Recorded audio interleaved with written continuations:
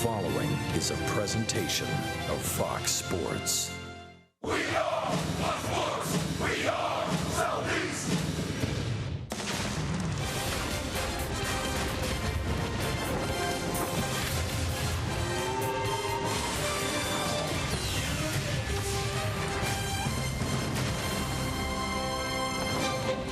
Once again, it's time for Braves baseball. An absolutely perfect night here at PNC Park in Pittsburgh, where the Braves, with a win tonight, could split a 4-game series. Boy, a beauty pitch by Julio Teheran last night. We'll see what Mike Foltynewicz has in store for the Buccos in Game 4 tonight. Hi again, friends. Chip and Joe, welcome back to the ballpark. Intriguing pitching matchup. Jeff Locke for the Pirates, and boy, Mike Foltynewicz can't pitch any better than he's been doing. No, I can't wait for those 5-day turns to come around. I'm enjoying watching Mike Foltynewicz pitch so much, and he's coming off arguably his best outing as a major leaguer in Kansas City, where he went 8 shutout innings. He's not walking anybody. 2 walks to 16 strikeouts. That cannot be said for Jeff Locke. He's a guy who's a fastball changeup guy, and he walks a ton of guys and always has in his career. So hopefully the Braves hitters tonight will be patient, try to get into some hitters counts and take advantage of that. And as we keep saying, get on the board early. Noticeable spring in the steps in the Atlanta clubhouse before the game. Great comeback that fell short in Game 2. Big win last night in Game 3. Let's see if the Braves can head to Philly with a winning streak after Mike Foltynewicz's performance tonight. It's the series finale. Starting lineups from PNC Park in Pittsburgh coming right up.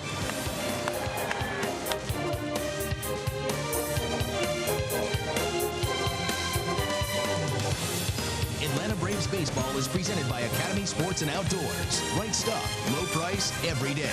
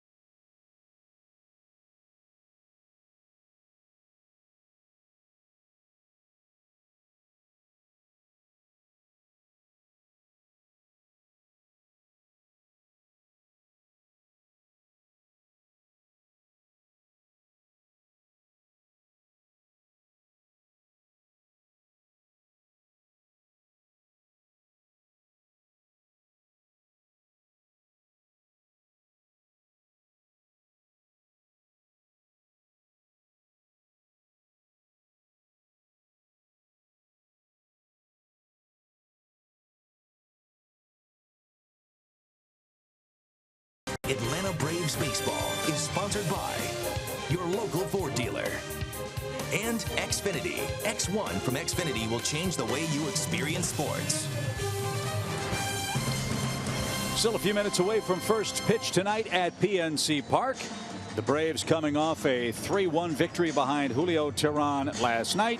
Clint Hurdle and the Pirates welcome Starling Marte back in the lineup after his 3-day paternity leave. We will take a quick break, come back with lineups and first pitch right after this.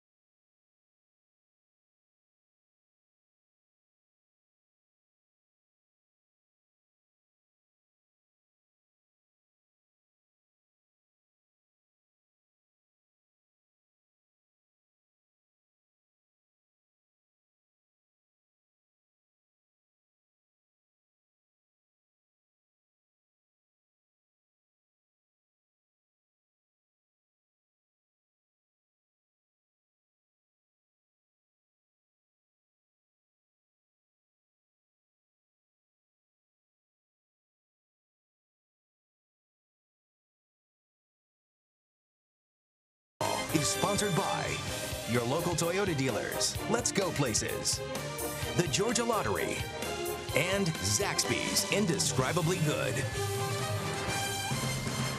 Fans still making their way across the Roberto Clemente Bridge for Game 4 of our series here at PNC Park. It is a perfect night for baseball. Warmest of the 4 days here in Steel City. 68 degrees currently. Forecast is for fair skies and no interruptions. A different look for Brian Snitker's lineup tonight. He's got Chase d'Arnaud leading things off. Daniel Castro, a late addition to the lineup. One of baseball's freakiest injuries took place about an hour or two ago in the Braves clubhouse. Now, Eric Ibar got a chicken bone stuck in his throat, had to be rushed to the hospital, had to be actually put under so they could remove it. We hope he's resting comfortably and doing okay. Jeff Locke on the mound for his 8th start, a former Braves farmhand involved in the trade for Nate McLouth. You see his numbers. When he gets guys on base, things go sideways for him. And his first pitch of the night is downstairs to Chase d'Arnaud. 1 ball, no strikes. Pirates wearing the home camouflage uniforms. They had their salute to the military before the game. Members of the armed services took their positions on the diamond, and then the Pirates came out, greeted them, gave them an autograph, and urged them to head to the stands and enjoy the game.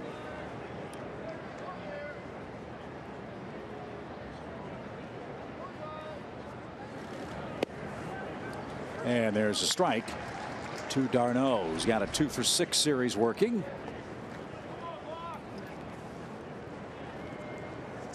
As you said a few days ago, Chip, if you hit, you're going to play. And he's been hitting. And good patience being shown here again. Jeff Locke walks a lot of guys. He goes to deep counts on a lot of guys. Low 90s fastball, a ton of changeups, and a curveball. And a leadoff walk gets things started for the Braves in the first. You're right, Joe. 22 walks now. 42 hits in 38 innings. He is in the stretch almost constantly with more than 1 runner on base. Yeah, and we show those numbers of his situational batting average against him. It's pretty good when there's nobody on base, but it's rare that he's got no one on base. Coming off a start against, in his last start rather, 5 1/3 innings, 6 hits, 6 runs, 2 walks. Nick Markakis with 22 RBIs digs in. d'Arnaud's got a good lead. And Nick fouled that back off Chris Stewart. No balls and a strike. One of the things we'll keep an eye on tonight is Chris Conroy behind the plate and whether or not he's giving Jeff Locke that outside corner. If he's living out there and getting the call, then good possibility Locke will have a good night.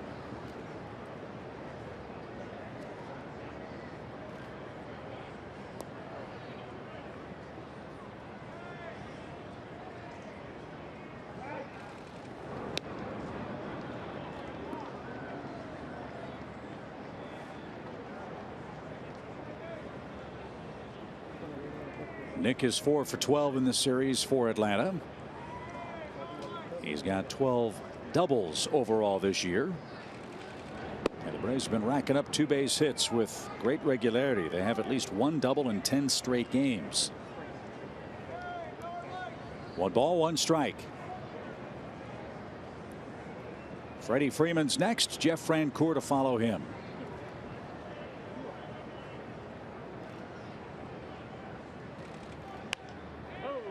Check swing and a line drive into the seats.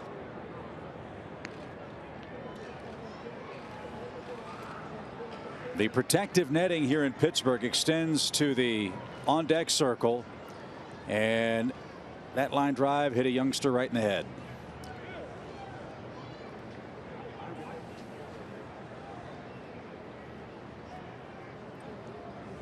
And she is on her feet, and she is being attended to by the Pirates medical staff. I just don't understand it. I don't understand it. They've extended the netting in every major league ballpark to the front edge of the dugouts.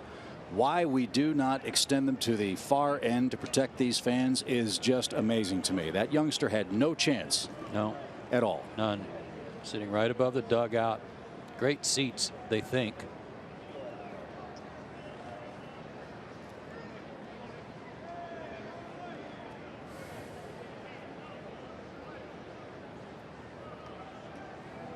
One ball, 2 strikes.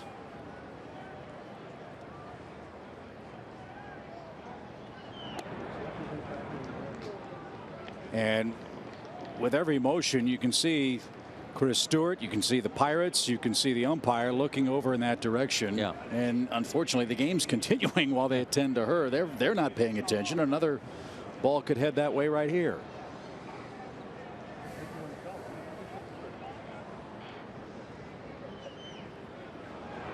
d'Arnaud broke, goes to the inside of the bag, and he's going to be out. So Locke picks off Chase d'Arnaud. A 1-3-6 pickoff play, 1 out. I like that. Locke picks. He got picked off last night, but was able to turn it into a stolen base by getting in the way of the throw from first by Jaso. Not this time. Jaso came way into the grass to have a line of sight to second base.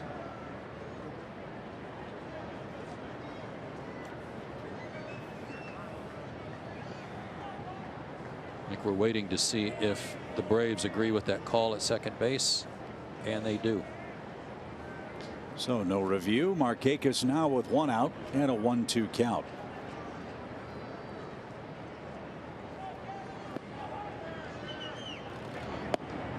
And he got the inside corner called. Markakis caught looking, and quickly 2 are out.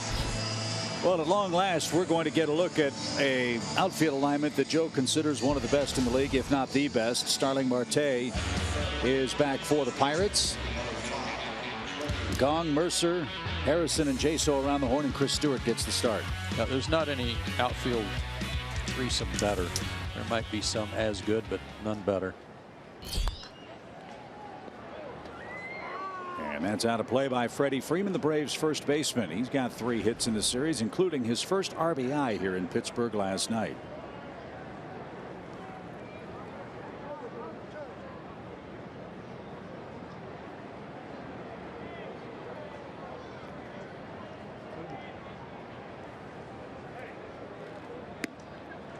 Swing and a miss. 0-2.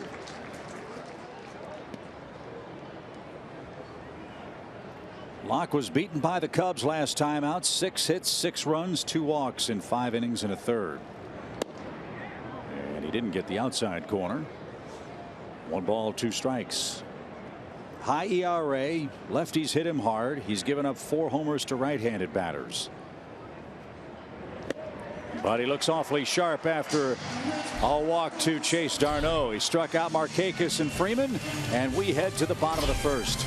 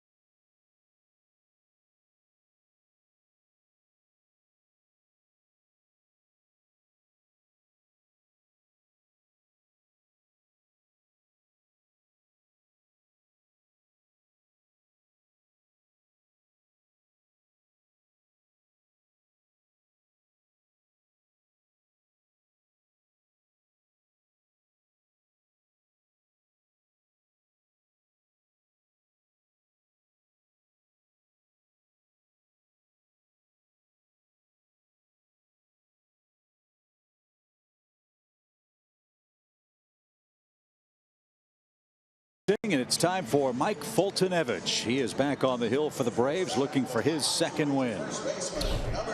His opponent's batting averages against kind of high with nobody on base. He's trying to throw the ball over the plate, make them put it in play. But once they get on base, that's when he knuckles down, and you can see great numbers for him when he's got guys out there on the sacks. His 4 keys to pitching success tonight: number 1, establish inside. As hard as he throws, once he establishes inside, it makes his breaking stuff that much better.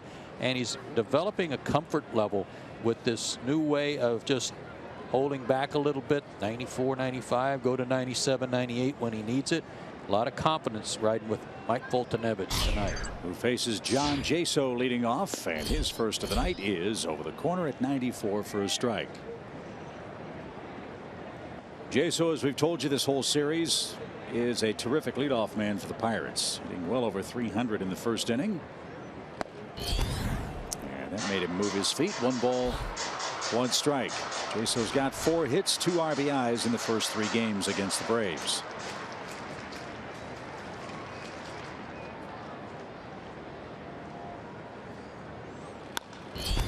That is hit the other way, a leadoff single for Jaso. Didn't hit it hard, but that ball found a hole. It's a leadoff single in the bottom of the first.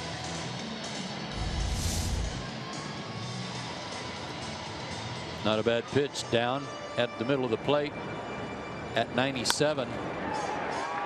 Good piece of hitting.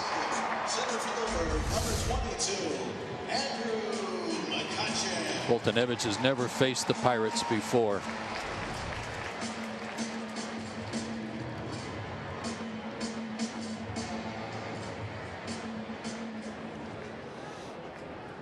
So his first look at Andrew McCutchen, who's 3 for 14 in the set with 2 RBIs and hitting .248. That is not like Andrew McCutchen. He swings the first pitch and pops it a mile high. Markakis looks over to Malik Smith, who comes charging in and makes the play. 1 pitch takes care of Andrew McCutchen. 1 on, 1 out. Here's a look at the rest of the Braves defense. Jeff Francoeur in left, Castro in for Ibar at short, Darno and Beckham at third and second. Tyler Flowers another start with a lefty on the mound for the Pirates. Can't say enough about the job Julio Teheran did last night and how good Atlanta's defense looked last night. Inciarte was running all over the outfield, tracking fly balls down. Julio was pitching inside, pitched 7 2/3 innings of great work. It's nice to see.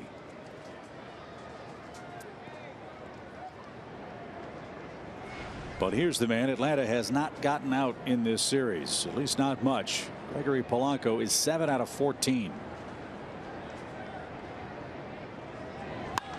And he jumps on the first one. Didn't get much on it. Malik Smith to his left.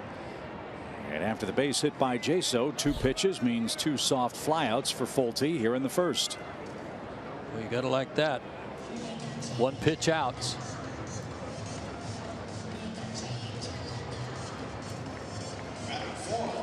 Third baseman, number 27, Jung-Ho Gong. Jung-Ho Gong is in at third base again. Pirates in the papers today said this 2 days on, 1 day off return plan for him after his leg surgery last season is by the boards now. They will evaluate how frequently he can play depending on how he feels. And he has had a terrific run with 5 homers already this year, including 1 last night. Yeah, he didn't miss a high hanging slider from Vizcaino.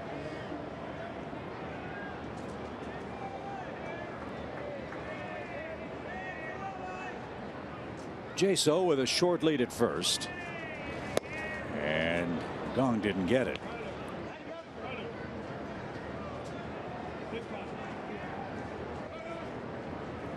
This is what Mike didn't do against the Mets. Yeah, he was in such a hurry to make a pitch that he got whacked. But a much different mound presence as that one's taken high and away.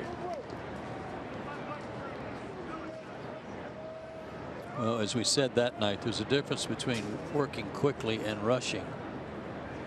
And as he admitted, he said, I was just going way too fast, not even breathing. And we said it at the time, we couldn't remember a pitcher getting the ball and throwing it to the plate as quickly as he was. About 13 seconds between pitches against New York. But after that first inning, he's, as you've said, been a different guy. Very effective. And coming off a big win against the Royals where he didn't give up a run. And Gong got hit again. Teheran got him last night. Foltynewicz gets him tonight in the first inning. And the Pirates have 2 on and 2 out. Got hit in the back left pocket last night. This time on the back of the knee, and I think that's his bad knee, the left one.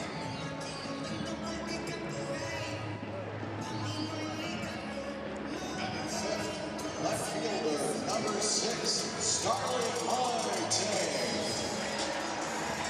He tore up that knee September 17th against the Cubs. Chris Coghlan with the slide at second base here at PNC Park. A fractured tibial plateau and damage to the lateral meniscus. And here is Starling Marte. Didn't have to face him the first 3 games of the series, and boy, he's having a great year. And that one is cut on and missed. It bounces off of Tyler Flowers, and the runners move up 90 feet.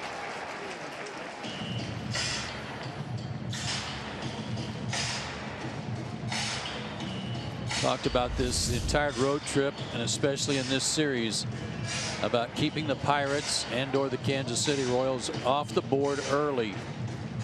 And that ought to be a pass ball. That is late movement off the glove of Tyler Flowers. The Braves entered the game last night with a 7-11 first inning ERA. Teheran did not give up a first inning run. Foltynewicz has runners in scoring position with 2 outs and an 0-1 count to the Pirates outfielder. And a shot into shallow right. It's gonna drop. And it's gonna score 2. Of course it is. Because that's what happens every time the Braves make a mistake.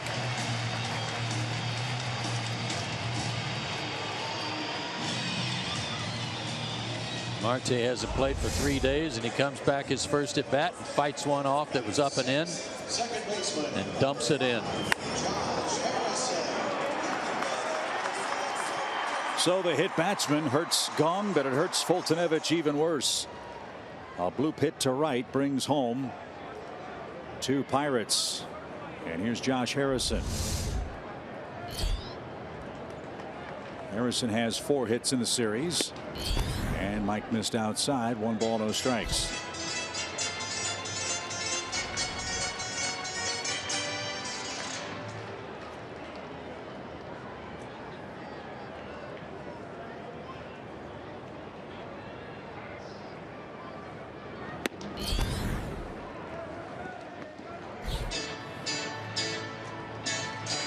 Stick to your plan. Don't get mad. Probably hot around the collar after that one dropped in because he thought he made a good pitch. So don't just start airing it out. Keep pitching.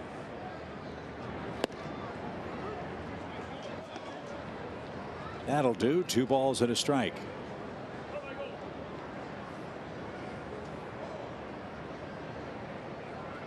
Harrison's hit 7th in the lineup card for the Pirates this whole series. He moves up to 6th with the addition of Chris Stewart to the lineup. Cervelli gets the night off. You got to figure 2 runs are nowhere near enough tonight for the Pirates. Jeff Locke with a 5.5 ERA and a career 5 ERA against Atlanta.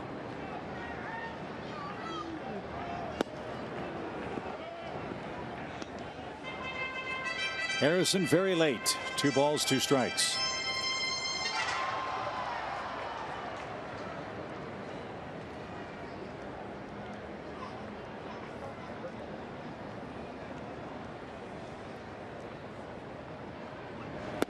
Remember, he had 2 strikes on Gong too when he hit him.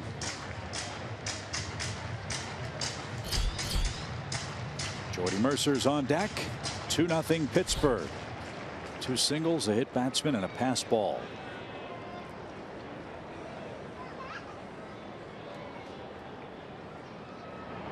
Runner goes, ground ball left side. Castro can't handle it. All hands are safe.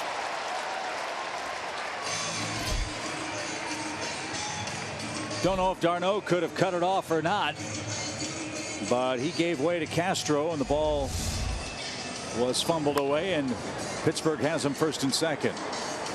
Yeah, I don't think it distracted Daniel on the fielding part. He just didn't make the transfer. Settling trip out by Roger McDowell. None of these balls have been hit hard. No, but it's just kind of a repeat that we keep seeing early in the game. Not necessarily pitcher's fault, giving up weak hits, a mistake or two, and all of a sudden it's tonight 2-0.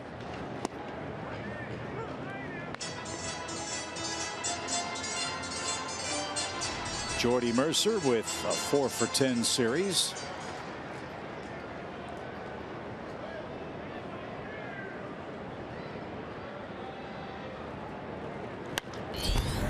And that one's popped up. Foul ground. Long run Freeman. He's not going to get there. It's into the stands.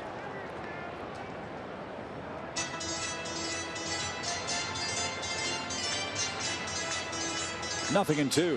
Very little foul territory here at PNC Park.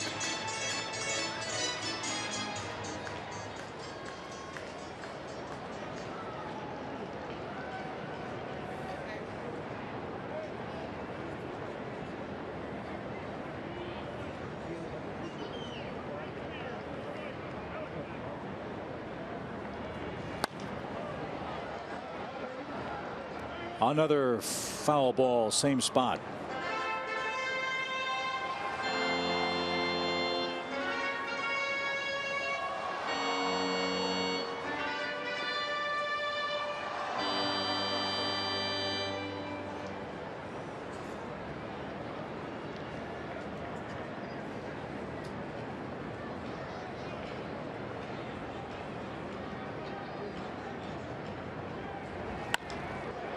Line drive to center and right at Malik Smith.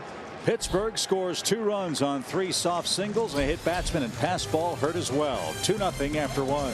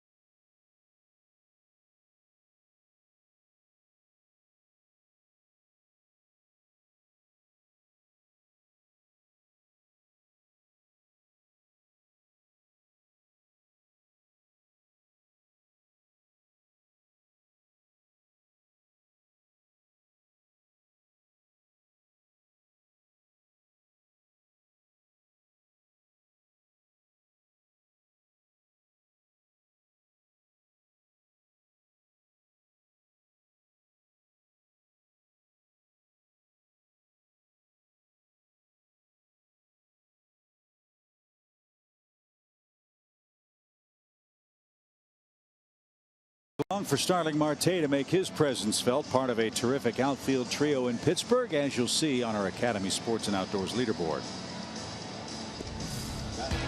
Marte 3 straight 30 stolen base seasons, won a Gold Glove last year. McCutchen, you know about him, and as a former MVP, and Gregory Polanco, 51 doubles since 2015. That's the most among National League outfielders, and he's leading the National League in doubles right now with 16.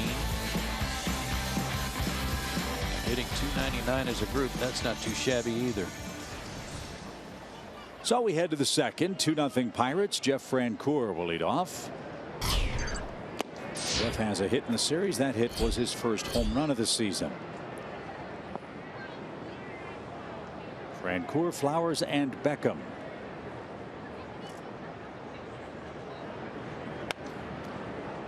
And that's fouled out of play. It's quickly 0-2.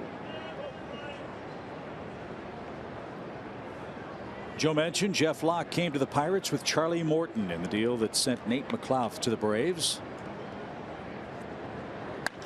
There's a shot to right, base hit for Jeff. Leadoff single is a good start to the inning. Nate McLouth, one of the great mysteries. When the Braves got him from the Pirates, everybody thought, wow, Gold Glove outfielder, near .290 hitter, power, speed, catches everything. But for whatever reason in Atlanta, it just never clicked for Nate. It didn't come with him on the plane. Yeah. I don't know why. And a lot of people wondered how in the world did the Braves pry him away from the Pirates. Well, it just so happened they had another guy waiting in the wings. Worked out okay for him, didn't it? Named McCutchen. Tyler Flowers takes a ball high. He's had a good series. He's had a good last 7 games. Again, if you hit, you play. But this part of the Braves catching platoon situation, lefty on the mound, might be advantage Braves tonight. I love what Tyler said after the game last night, that even though he hit a home run, he said, I was more proud of catching a good game for Julio and getting him his first win. He said that's so much more important to me, is helping our pitchers. Yeah, Julio said he really feels comfortable working with Tyler Flowers, like they're on the same page with their game plan, their execution. And we've seen Matt Wisler have great success with A.J. Pierzynski. I wonder if that's something that we'll see continue, irrespective of who's on the mound for the opponent this year. It could be. It could well be if the pitchers are more comfortable that way.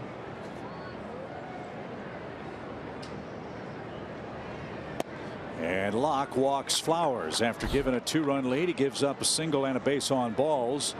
And Gordon Beckham's coming up, and he's tearing the cover off the ball lately. Again with Locke, if you're patient, you're going to get a hitter's count.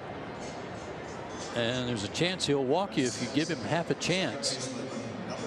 Just don't be too antsy to go up there and swing at the very first offering.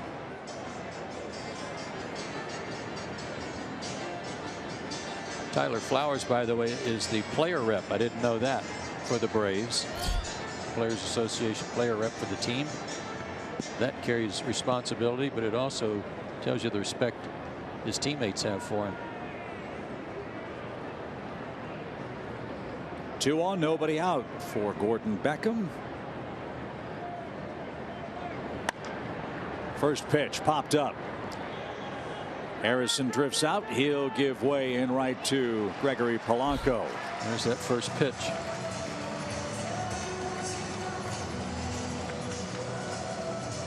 So Daniel Castro hits with 2 aboard and 1 out. Hard to question Gordon the way he's been swinging the bat, and he's been hitting the ball to all fields, leading the team in batting average. But you gotta know what kind of trouble this guy's been having.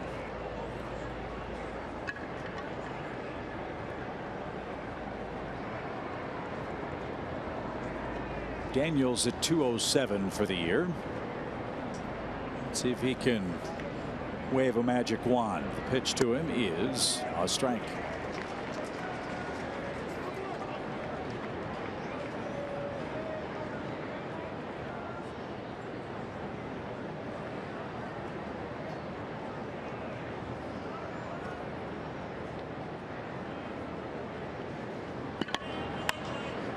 Fly ball center. McCutchen is there, and 2 are out. Braves have their pitcher hitting 8th tonight. That means it's Mike Foltynewicz's turn with 2 outs and 2 on. Tough start for Jeff Locke on the season. 7.24 ERA his first 3 times out. His last 4 have been better. Certainly an opponent's batting average of 209 is impressive, except for the walks. What he makes up for in lack of hits allowed, he makes up for in putting guys on base in the free category.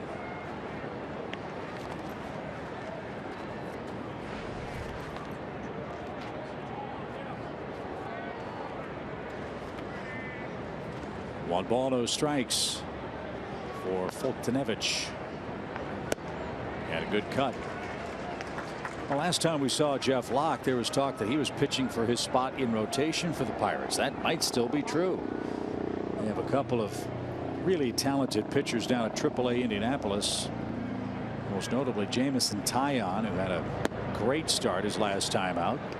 He's knocking at the door of the big leagues. And Tyler Glasnow is the other youngster that Pittsburghers are very, very high on.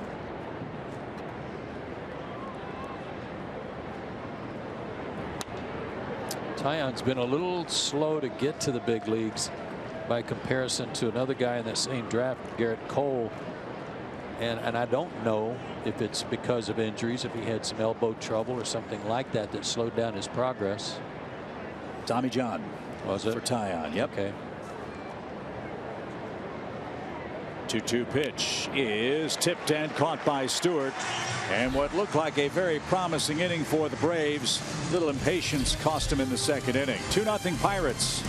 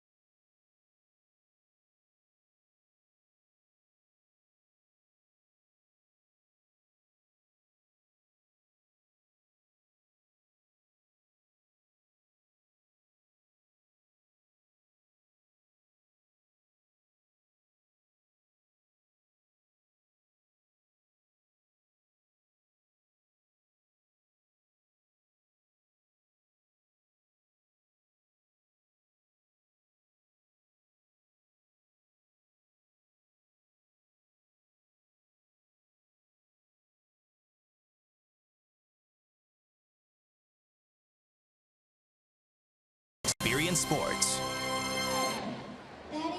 Pittsburgh leads 2-0 early here at PNC Park. And it's time for tonight's Cold Hard Facts, brought to you by Clean Crisp Coors Light. Since first inning of that game in New York, excellent ERA, low batting average against, and look at that, just one walk against 14 strikeouts in those 17+ innings.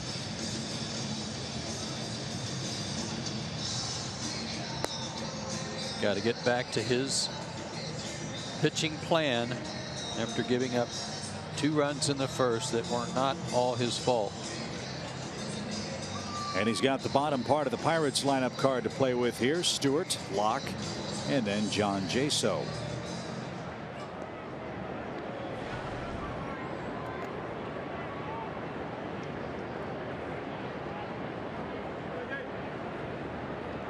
Stewart and Cervelli, the catching combo for the Pirates.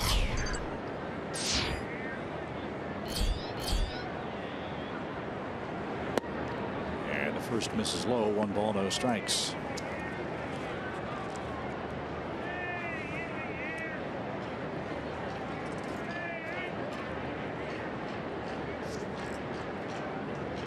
Pretty much one-stop shopping for the Pirates to go get their catching core. Like Cervelli, Chris Stewart was acquired from the Yankees. They got him after the 2013 season.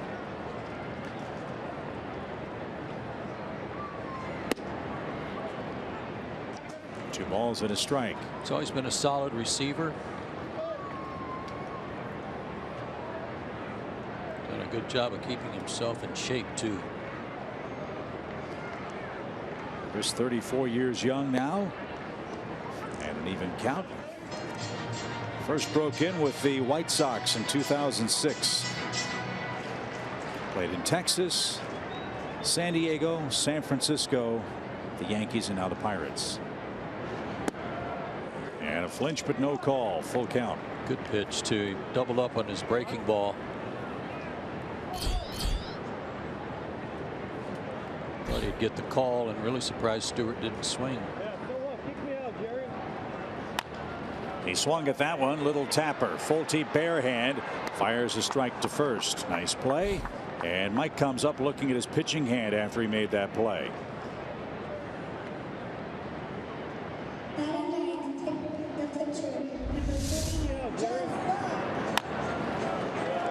Good job of bouncing over there to get it.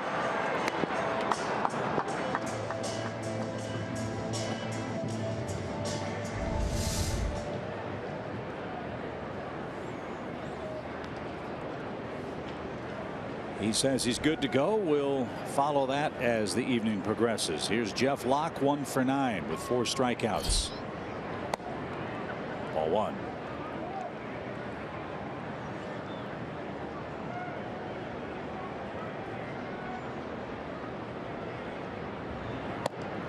Sometimes when you pick a baseball up in a hurry and you don't have a chance to set it in there with the seams the way you want it or whatever, you can get the seam, catch the seam right behind the pad of your finger, like out on the end of your finger. And when you let it go, it's like a burn. It's almost like a rope burn that comes off your fingertip from the seam. Well, he didn't throw a changeup to first, so I can imagine it might have been what he felt.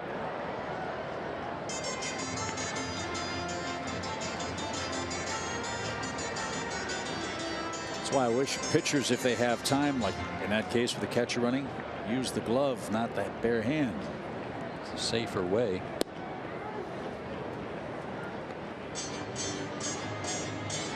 He's had to throw a lot of pitches. He's gone to a full count to Jeff Locke.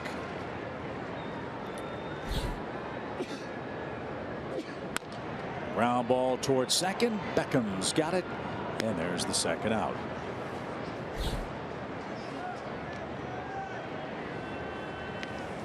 Jaso with an opposite field single scored on Marte's 2-out hit in the opening inning.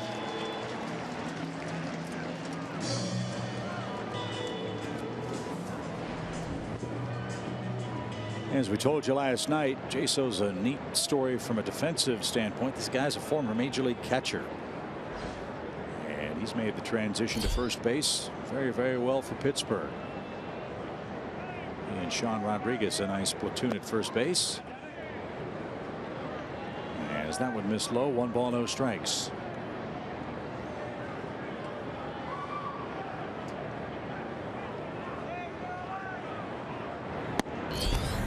It's kind of odd. Jaso leads off for this ball club, and he's got a very high on base percentage, 374 coming into play tonight, 354, beg your pardon. But he's only scored 15 runs, 16 now. And Polanco with 28 leads their team, batting third. Well, how much of that is Andrew McCutchen? He's got 8 homers, 18 RBIs, but for McCutchen, a low batting average, only 246, 247 now. That could be it. And Polanco's hitting a ton of doubles and doesn't have to go as far. Yeah, good point. Jaso rips one toward the right center field gap, and that's going to roll for a while. He's got a double for sure. He's going to make the turn. He's going to try. Here comes a throw.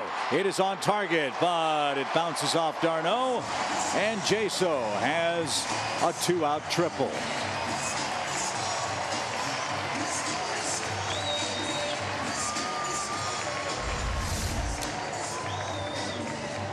Love this guy's swing. It's very small, short, compact. He's got a short press back to get the bat started, and good hands. And he couldn't have rolled that one any more perfectly between the two outfielders. Braves handled the relay well. Jaso just outran the baseball. Here are those on base percentages. Their team as a whole second in the National League. And Jaso 2 for 2 tonight. And 6 for 12 in the series. Now McCutchen with a runner at third, 2 outs, takes a strike. Didn't like it. 0-1. Only man with more homers in the 2 spot on a lineup card in the National League is Trevor Story with the Rockies. McCutchen has 8. Story has hit 11.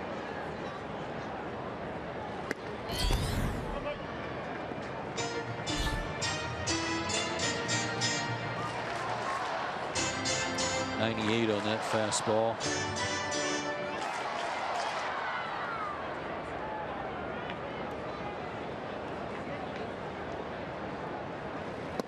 Swing and a miss. Mike might be a little angry. I think he thought he had Jaso struck out. He got a pitch on the house and didn't miss it. Now he's got McCutchen behind 1-2. 2-0 Pittsburgh. Both runs in the first inning.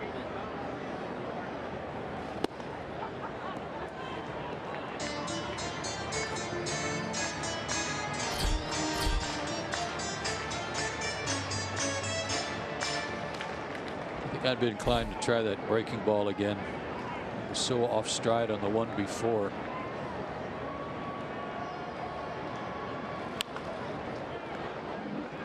That's into the Pirates dugout. Foul, still 2-2.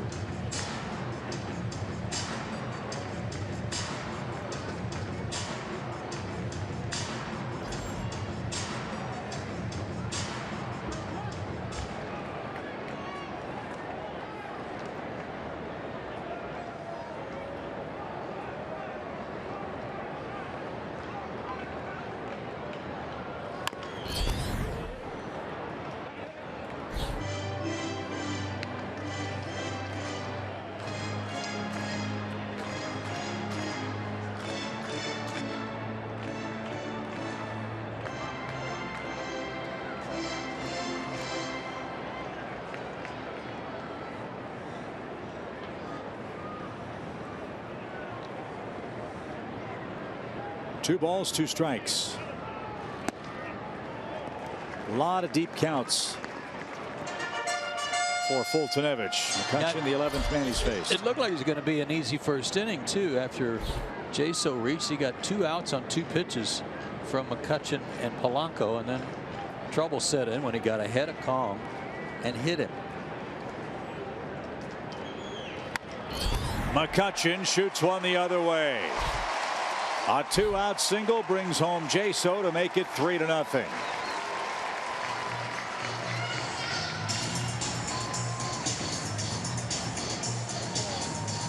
Well, as the old saying go, Marte's and McCutchen's hits will look like line drives in the paper tomorrow, and they are in virtually the same place, up and in and fought off. You could see the reaction of Mike Foltynewicz.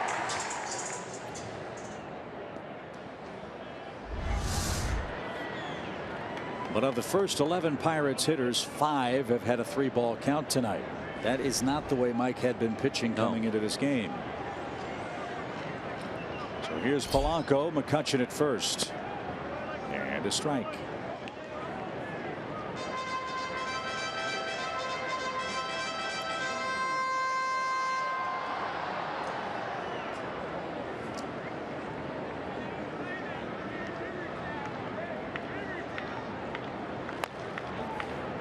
Ouch. That got Polanco flush. 0-2. Or really, ow, and 2. Yeah.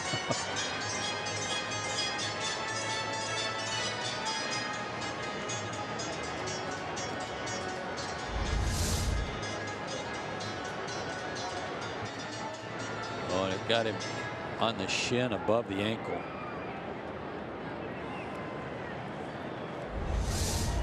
That probably left a mark. Yeah, it'll leave like a golf ball looking lump on there too.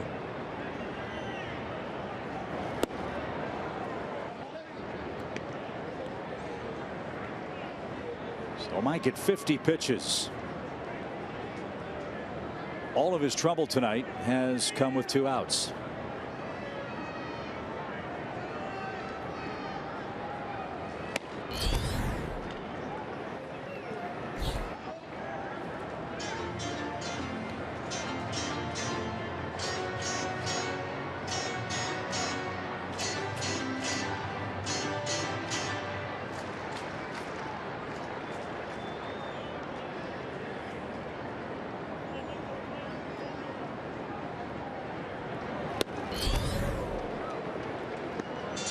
Well, he's certainly done that tonight. He has pitched inside, and he got burned on 2 right-handers on pitches up and in that they fought off for RBI hits. But he has tried to establish that inside pitch to both lefties and righties. So McCutchen will take off. Full count, 2 outs. Another run in for the Pirates. The pitch is skied toward left center field and deep. Mallex Smith on the run. That ball is gone. Wow.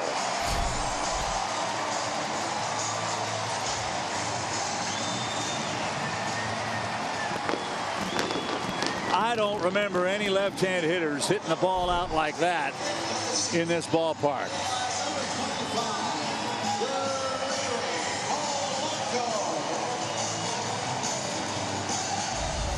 That was impressive, folks. Breaking ball, too.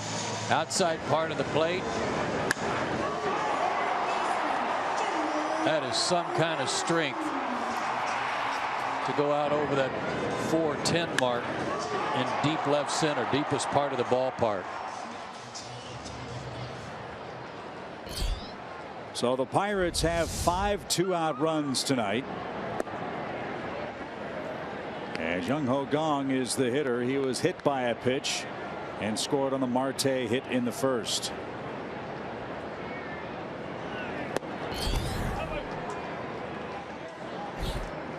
I mean, when that ball left the bat, I knew it was trouble because of the location going to that corner out there.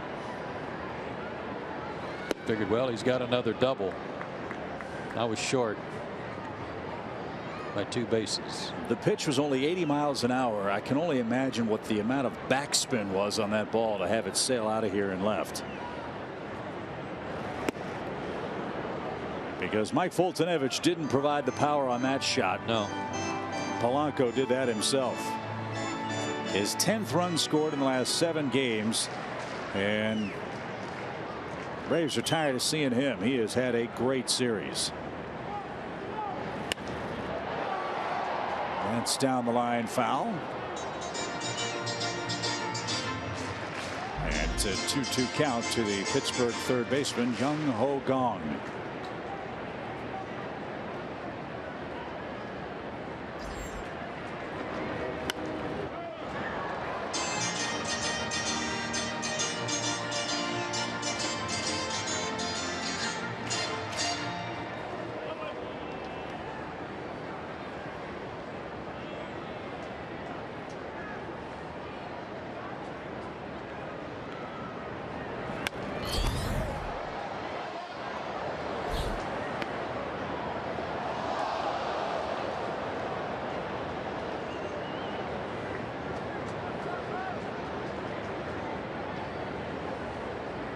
The ice cream cone survived.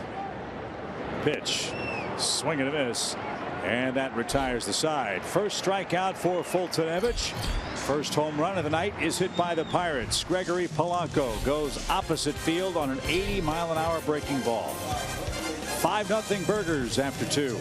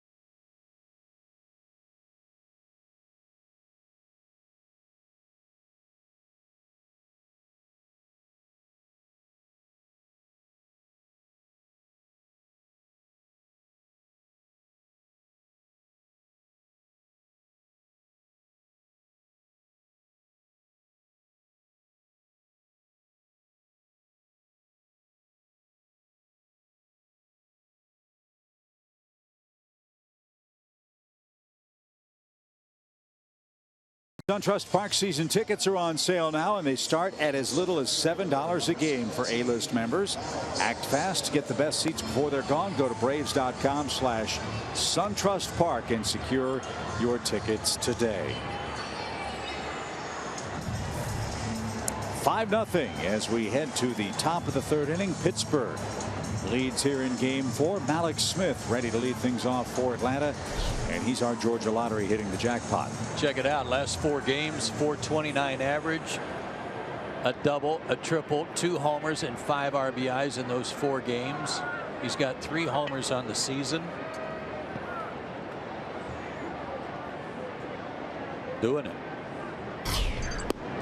And fans were asking, to repeat what we talked about in the pregame show, why Mallex didn't play last night, having a 2-home-run game the night before here in Pittsburgh. One, Liriano's tough for right-handers to hit, as another ball goes screaming into the stands above the Pirate dugout.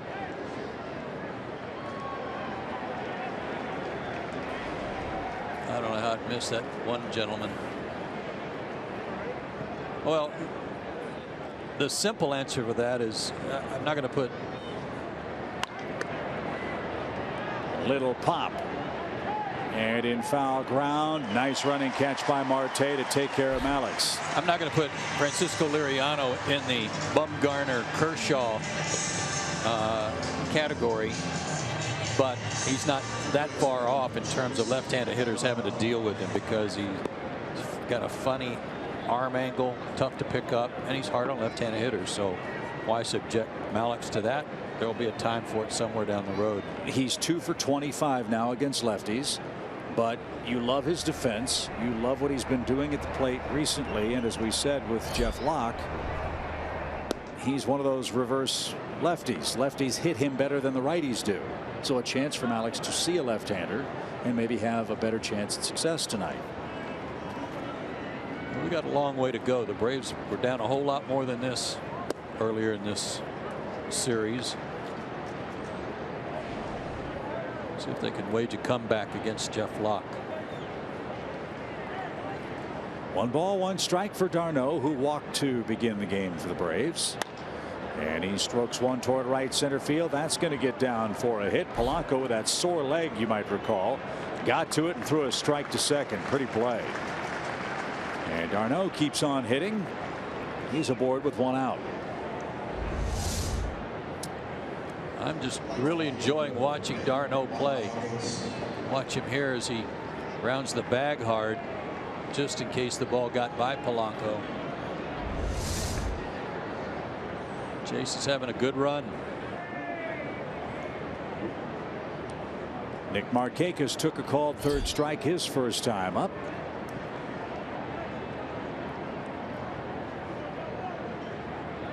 d'Arnaud with his lead at first. He's going on the first move. Stewart's throw to second is going to be well late. So d'Arnaud steals his second base of the season, and he's in scoring position. 1 man down. And getting thrown out, getting picked off, didn't deter him. He went on the first pitch this time.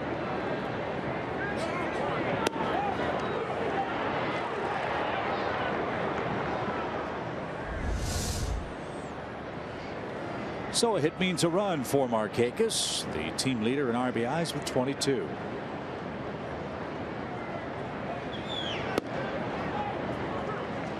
One ball, 1 strike.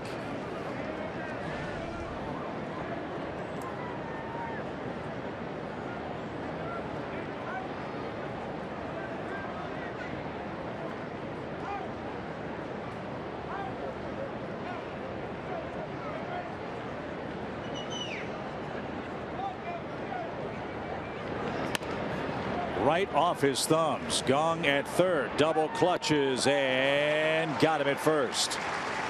d'Arnaud to third. 2 outs.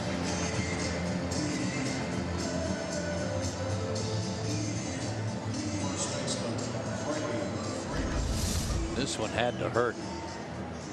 Nick fighting that one off.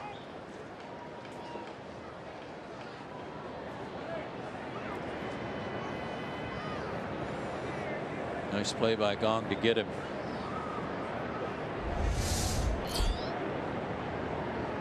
Darno at third, 2 outs for Freddie Freeman. He struck out in his loaded bat. And that's inside, ball 1. Pittsburgh hopes to pick up a game in the standings. The Brewers beat the Cubs today in Milwaukee. That was a 5-3 final.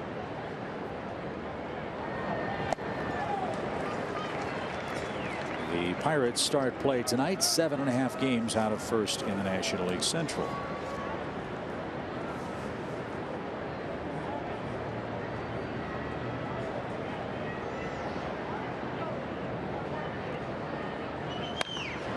That's bounced into the seats to the right side, foul. 1-2. Washington leads the Mets 2-1. Daniel Murphy hit a home run off Matt Harvey early in that game. It's now in the top of the 3rd inning in New York. Murphy's had a nice return to his old haunts.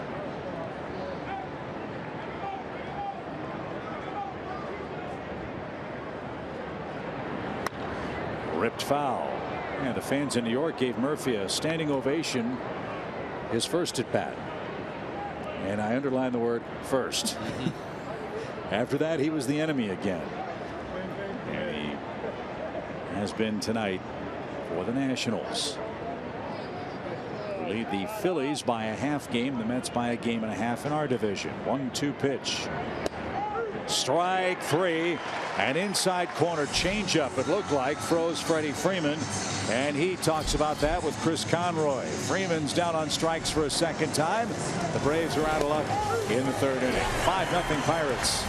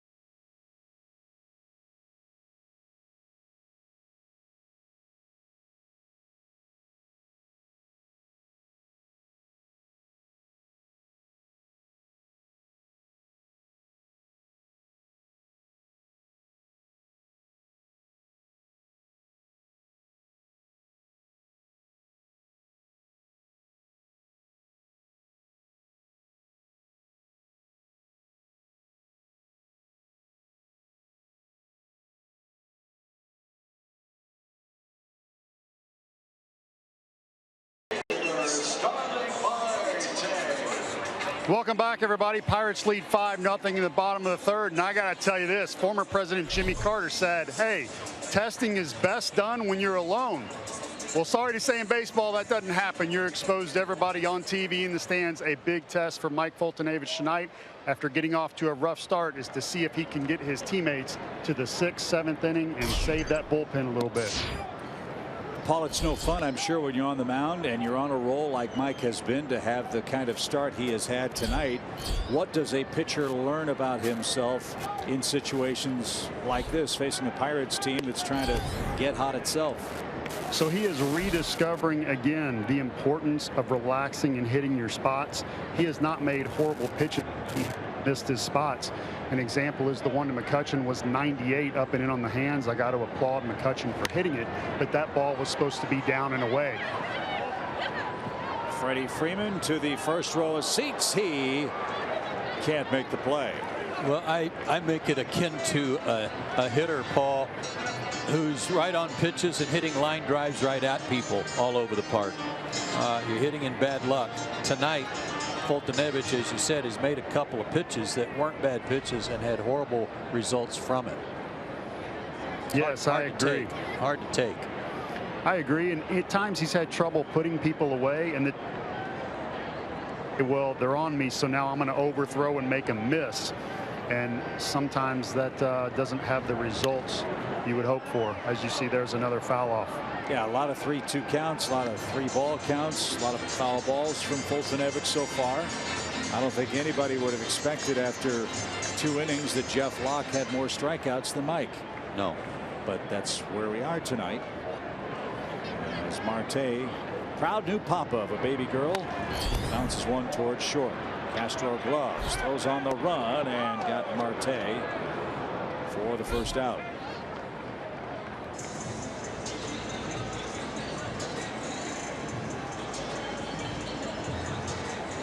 Here's Harrison. Josh has an infield hit tonight. He was left stranded after Mercer lined out to end the Pirates' first. We are off to Philadelphia after the game tonight.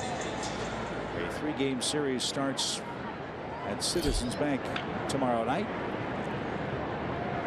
Matt Whistler and Aaron Nola. That'll be a good matchup. 2 outs.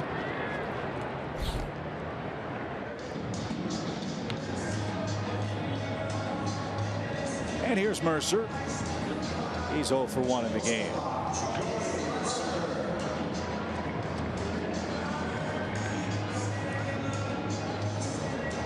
After the Braves leave town, the Pirates will continue their homestand. The Rockies and the Diamondbacks will be coming to town next.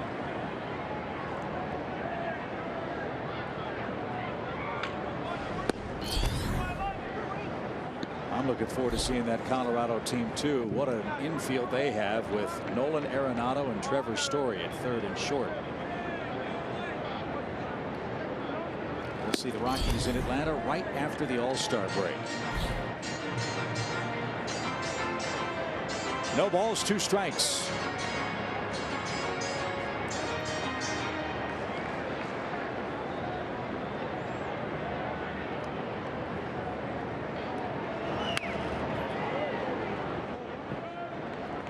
This guy's made himself into a pretty good hitter.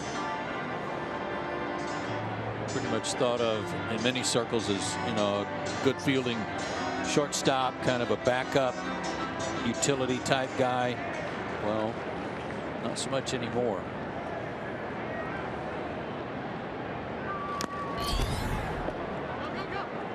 That was fouled away.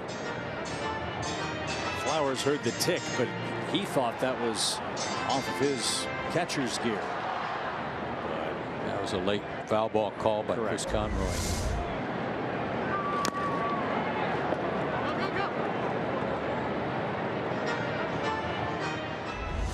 Mercer knew he got a piece of it. No balls, 2 strikes.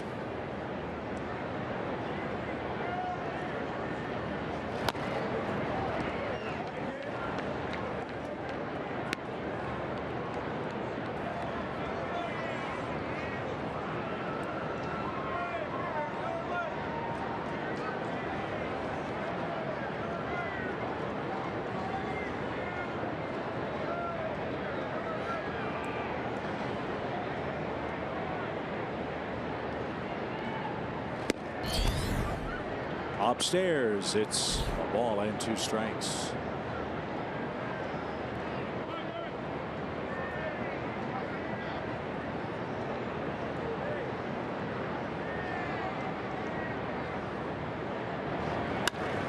And a line drive with 2 strikes for Mercer. He's been a tough out for Atlanta in this series. In fact, this has been a tough place for the Braves to pitch. They've given up now. 38 runs scored in the last 7 games played at PNC Park to the Pirates. Inside breaking ball. You can see the target was down and away, not down and in. So all Mercer had to do, trying to protect the plate, was drop the barrel on it. Case of mislocation again. And the Pirates offense continues to cruise here in the first 3 innings. Stewart bats with a runner at first and 2 outs.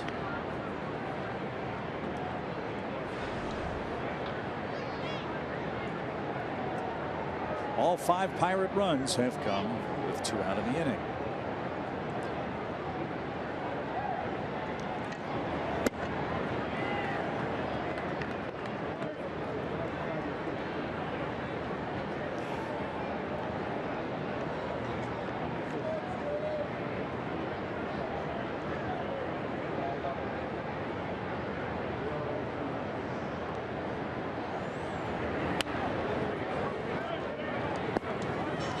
back, a ball and 2 strikes.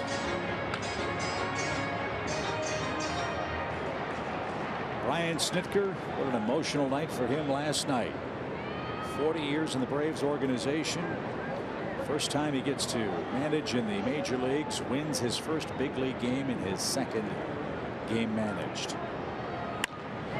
This one's hit too short. The flip to second will retire the side. Yeah, it was a celebration for the entire Snitker family. Great night. We head to the 4th.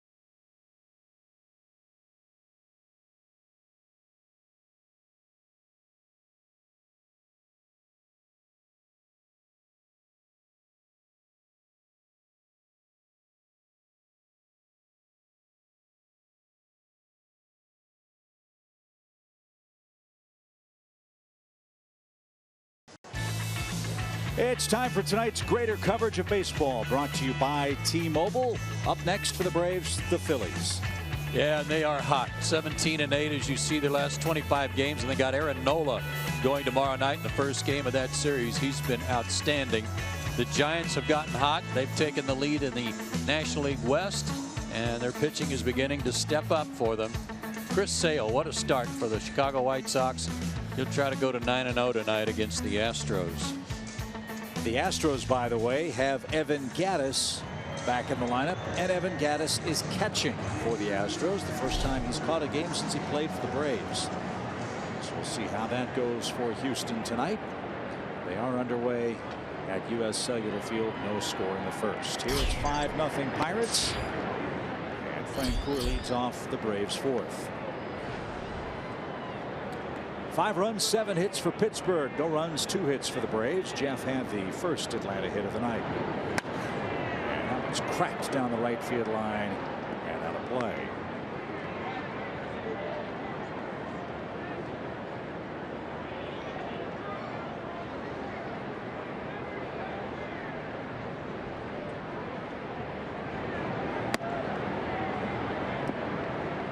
Way high, 2 balls and a strike.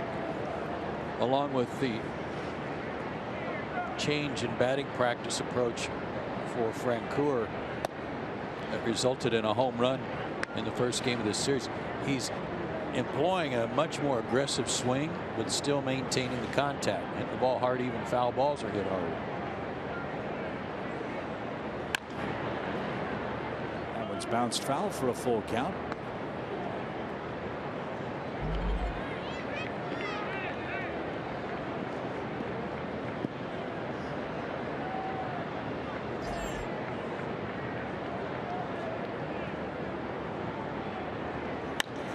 And Jeff has a 2-for-2 night. That one is headed for the gap. It's cut off at that triangle. Jeff's going to try for 2. The throw is going to be late. And Frank Coor hustles into second with a leadoff double. Second time tonight, Atlanta's had the leadoff man aboard. And a good play by Marte to keep it from being a triple. Fastball laced.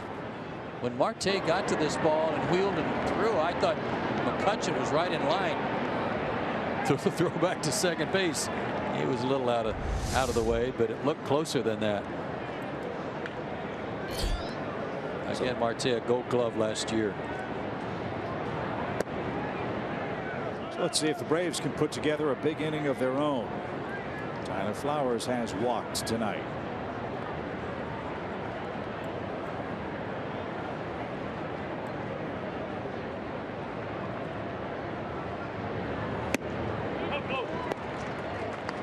One ball, one strike.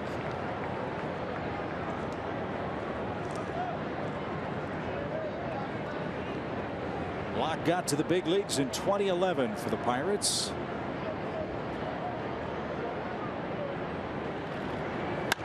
As that's one shot into the right field corner. That's a base hit. Here comes Francoeur around to score. Flowers on his way to second. He's going to slide in. Back-to-back doubles for the Braves. They're on the board. It's a 5-1 game. 8th RBI for the Braves catcher. And he's now hit in 5 straight games and continues to swing a good bat. A lot of his hits this year have come to right field. This one down the line. Long run over there for Polanco. And Tyler able to take an extra base. Straight places. Here's Beckham. He swung at the first pitch with 2 on and nobody out. Let's see if he's a little more selective his second time up. He took that one. It was a strike.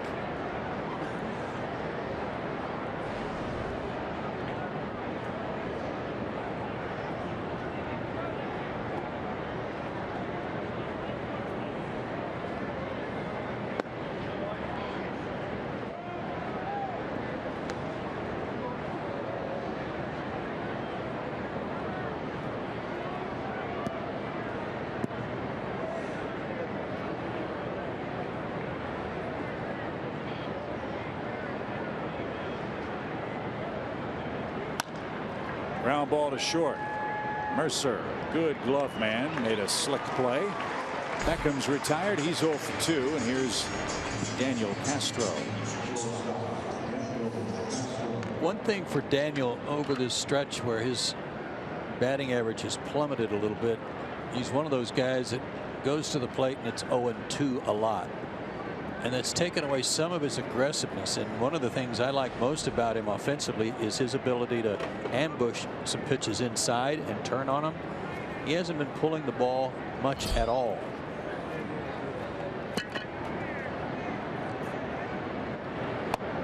That's taken downstairs. Yeah, when he hits the ball, he's been hitting it to the right side between first and second. And look at how the Pirates line up defensively in this at bat. He's done that because I think he's maybe feeling for the ball a little bit behind in the count, trying to guard the plate. Pulled that one, but was out in front. And he got a changeup. Again, Castro wasn't in the lineup originally. Eric Aybar was. We are told that Aybar was treated at a local medical facility for a chicken bone that got stuck in his throat. He underwent a procedure to remove the object, but it dislodged itself and was not in place when the procedure was taking place. Bouncing ball. That one is hit to shortstop. Mercer's got it. Runner to third. 2 outs. And because Aybar had to be sedated for the procedure, he's unavailable to play tonight. And already the blogosphere is saying that is the weirdest injury of the year so far in 2016.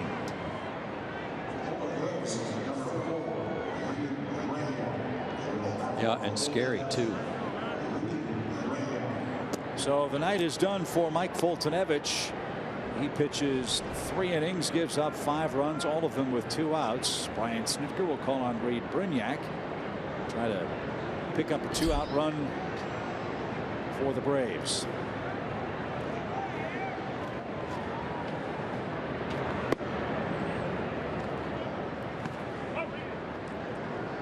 Take your shot. If you can get this thing a little closer, the Pirates bullpen hasn't been invincible. No, I fully support this move. You'd like to save the bullpen a little bit, but the Braves made a move a couple of nights ago. They sent Aaron Blair back to Gwinnett, called up John Gant. He's well rested and a long guy. He's not the guy up. That's Eric O'Flaherty, who appears to be ready to go in the bullpen. Julio Teheran gave everybody a night off last night except Vizcaino. That's outside. 3 balls, no strikes. Well, let's see if Brignac can reach, and maybe Malix can pop one.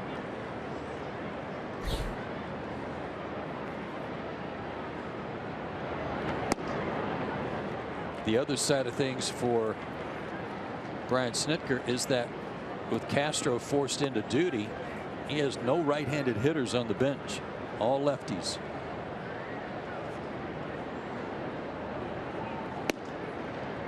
Brignac was on his way to first. Instead, it's a full count.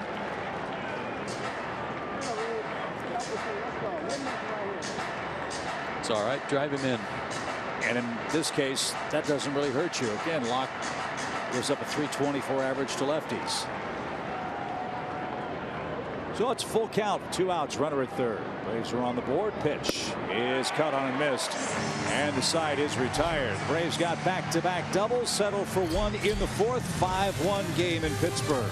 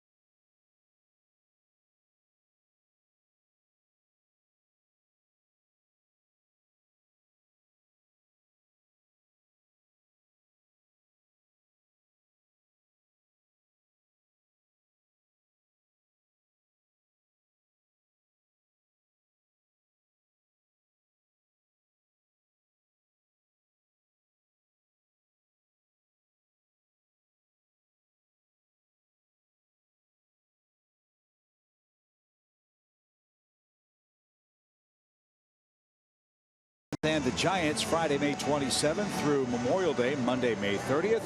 We've got the Chipper and Freddie ATV bobblehead on the 28th, and Chris Stapleton performs after the game on the 29th. Beautiful night in Pittsburgh. The Pirates ambushed Mike Foltynewicz for 5 runs in 3 innings. Brian Snitker goes to his bullpen, and it's Eric O'Flaherty on to face Locke, Jaso, and McCutchen. Yeah, and Eric's getting his ERA whittled down after giving up a bunch of runs early in the season. He's only given up 1 earned run in his last 5 outings. And out of those 5 outings, a couple of them have been multiple innings of work. Recorded as an inning and a third, but you can pretty much rack that up as 2 innings of work. So perhaps the Braves can get a multiple inning out of Eric. Locke rolled out to second to start his night offensively. That was in the Pirates' second.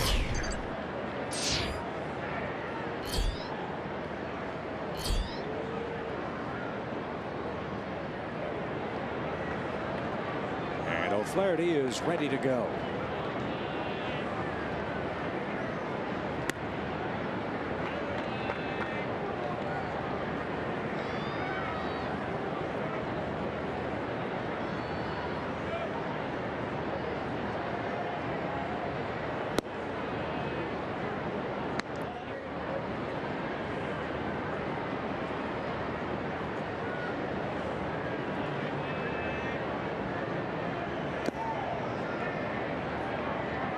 Two balls, 1 strike.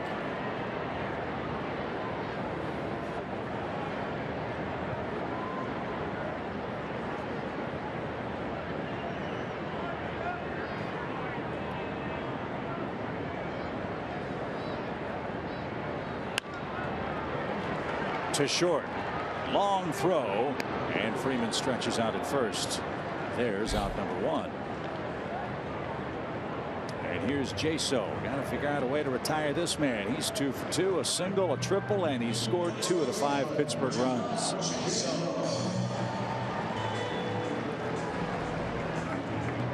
And Pedro Alvarez is no longer a Pirate. They needed a first baseman to get on base and catch the ball at first. And Jaso's certainly done that. Alvarez went to the American League, didn't he? Baltimore, I believe, right?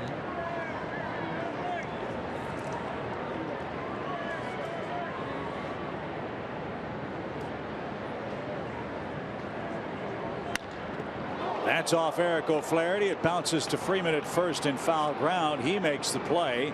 Let's check and see if O'Flaherty's all right. That ball ricocheted a good 70 feet to the right side in first base. Jaso's out number 2. Says he's okay.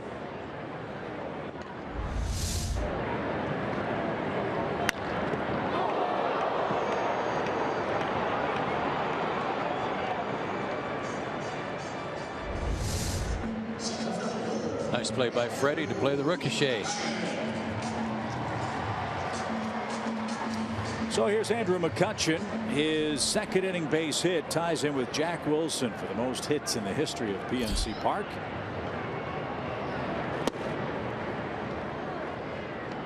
Both now with 612 hits at home. McCutchen already the all-time home run leader here. And a little pop out to Castro. He's got it. And that's a very easy inning for Eric O'Flaherty. Nicely done, Eric. 3 up, 3 down.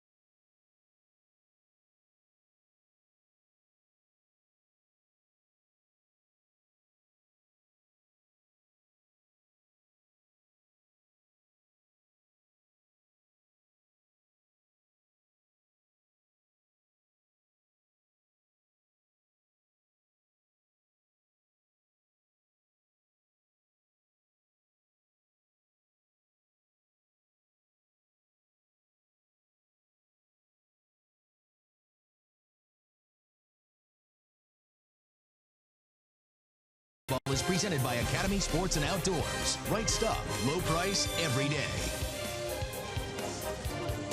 5-1 Pittsburgh. We head to the 5th inning. Wow, last that's a great view. Looking right into the ballpark from across the river. You must have shot that from your palatial suite. No, that was Gary Lehman. Gary actually ran out of the truck, across the bridge, up to the top floor, and sent that back. Malix with a bunt. Gong at third. Got him by a step. Nice play. Well, I can promise you this. Gary's the only man on our crew in good enough shape to do that. Actually, our man Sean did that, I'm told, and not Gary, but Gary probably told him to. It's great to have Gary Lehman back after a super year directing the Hawks games. Brian Woodrum's our producer. Gretchen Caney, our AD tonight. And Cast of Thousands doing a great job here in Pittsburgh, where the Braves are trying to even up this series at 2 games apiece. As we said yesterday, it is a new start. We've turned the page. Braves played great last night. Fulte ran into 2-out trouble in his 3 innings tonight, but even down 4, this is still anybody's ball game if Atlanta can tack on a couple more and get into that Pittsburgh Pirate bullpen.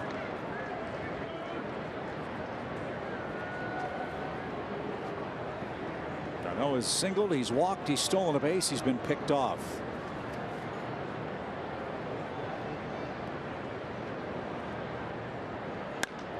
And that one's dumped down the right field line. That's a fair ball. That's going to bounce into the stands. That'll be a double for d'Arnaud. He's got 2 more hits tonight. And the Braves' run of 2 base hits has continued. They have 3 doubles. Tell you what, this guy can run the bases. He hated to see that bounce into the seats over there down the line. He was thinking triple. Long strides. Hit the bag and turn, and then right there is like, settle for 2. Hey, Paul Bird, are you online down there? I am here. I have a question for you, and it goes to Mike Foltynewicz tonight and the young rotation of the Braves. You know, we are excited about seeing these guys in every turn coming around because they represent a lot of the future of the Braves, potential starters in the rotation. But isn't a night like tonight, I'm not making excuses for Mike, but isn't a night like tonight something we are going to have to. Swinging bunt back to the mound. Locke takes care of Nick Markakis. Some inconsistencies. Going to have to get used to some inconsistencies. They're going to have their share of bad nights. Absolutely. People forget that Maddox's first year in the big leagues, he had a 5.5. Glavine struggled. Smoltz was the only one that did well, but then he struggled the next year. So there's just times where you have to, I call it growing pains. You just have to accept that they're going to be learning up here. And you know, there's times where even if you have 4, 5, 6 years in the minors, you come up here, it's a different game. You're learning even then. So I think that this is going to make the pitchers better. Even Aaron Blair's night the other night, we don't like the outcome, 7 runs in the first inning, but it is going to make him better over the long haul. You're going to learn what you have to do up here at the big league level, and there's no better teacher than getting up here and experiencing failure and success. Yeah, and Foltynewicz tonight, this is only his 18th start in the big leagues. So, you know, we get spoiled again because he had 2 really good outings, but he hasn't pitched that much at this level. Right, and the biggest outing for me will be his next outing, Joe, where we get to see if he overthrows or if he just says, hey, I had a bad night, I'm going to continue to try and hit my spot and pitch. So that next outing will be very important for me. That'll come at home. Braves will host the Brewers, the Marlins, and the Giants on a long homestand. See if Freddie can make some contact. He has struck out twice, once swinging, once looking. He's behind the count here, 1-2. Fouled away. That's near the Braves dugout. Tell you what, the Brewers got a couple of good pitchers too. There's a good chance the Braves are going to see Jimmy Nelson, who I think pitched last night. Junior Guerra went today and struck out 11 Cubs. He's the guy that was pitching in Italy a couple of years ago. I bet he was good over there too. Probably so. 1 ball, 2 strikes. And Freeman pops one toward left. That will take care of Atlanta in inning number 5. d'Arnaud left stranded. 5-1 Pittsburgh, home 5th.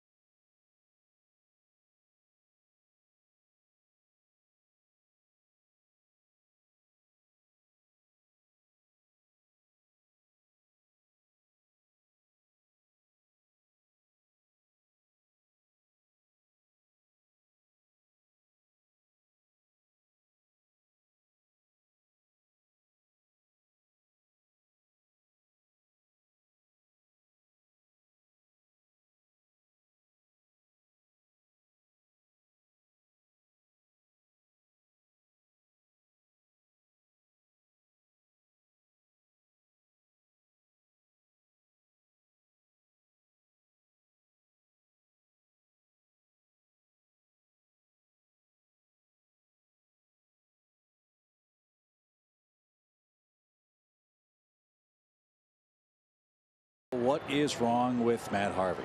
Yeah, it's hard to figure. We saw him pitch in New York and pitched okay. I think he went 5 innings and got a win, but he didn't look that sharp.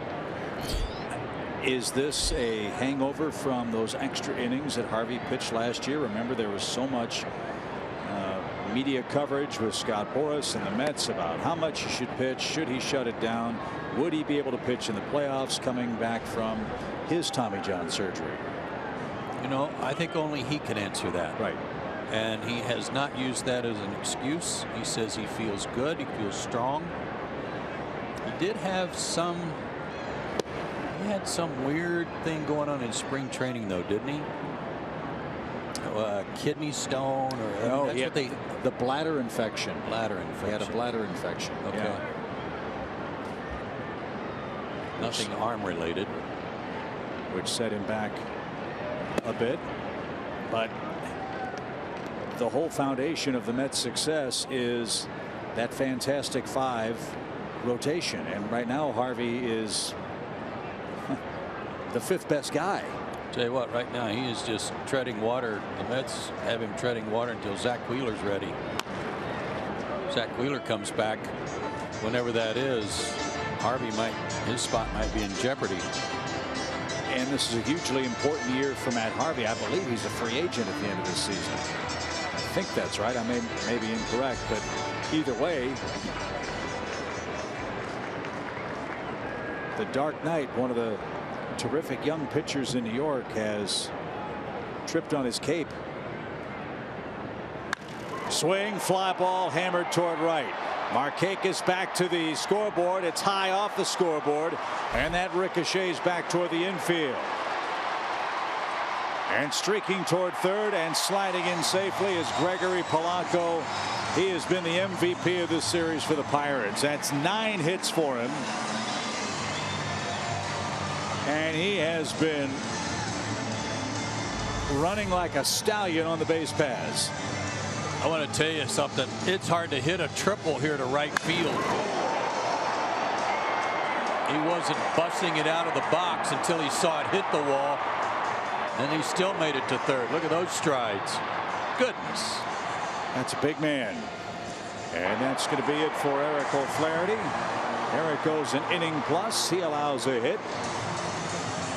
And Atlanta goes ever deeper into its bullpen. 5-1 Pirates.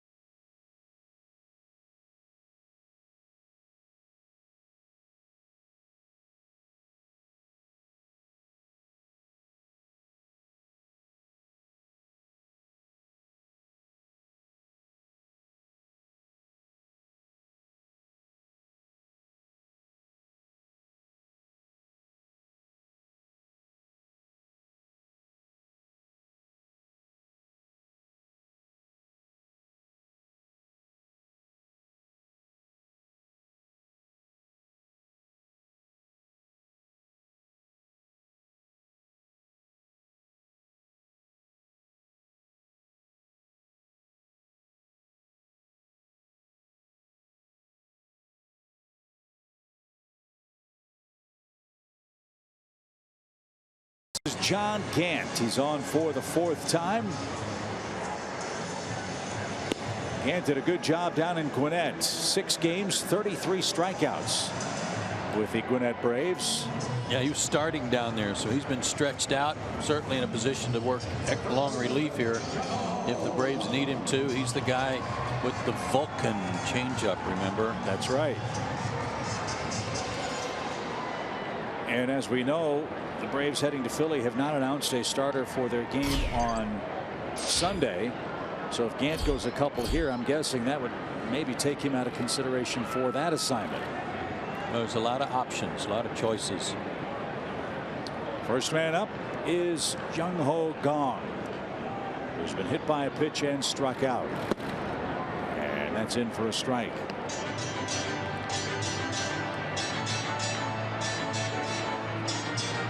Gant was recalled on April 27th, went 4 2/3 innings against the Red Sox at Fenway Park. Did not make another appearance before he went down. Fly ball left. Francoeur drifts toward left center, makes the catch.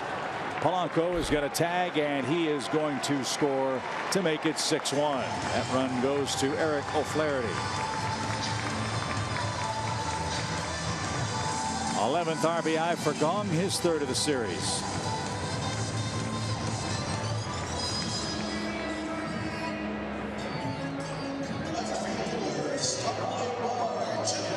You can understand when you watch the Pirates, as we have for 4 days, why everybody on their team is in double digits in RBIs. They don't miss a time. They don't miss an opportunity to drive somebody in. Well, and two, as Marte digs in, you have a guy in Mike Foltynewicz who started this game tonight, who has great stuff, throws 97 miles an hour. One strikeout for the Pirates offense tonight. You talk about their on base percentage. They take their walks. They put the ball in play. They don't hit a ton of home runs. But this is a tough lineup to work your way through. And now that Gong is back, pretty impressive group. Beckham at second. Hardly had to move. He gets his man for the second out. And I know you've said it early in the season. I know they're at the moment 7.5 games behind the Cubs, but I can see why you like this Pirate team. We haven't seen Garrett Cole yet. No. But if they can fix the back end of their rotation, get their bullpen straightened out, this team's going to score a lot of runs. And they're going to do it differently than they did last year when they hit a ton of homers with Neil Walker and Pedro Alvarez.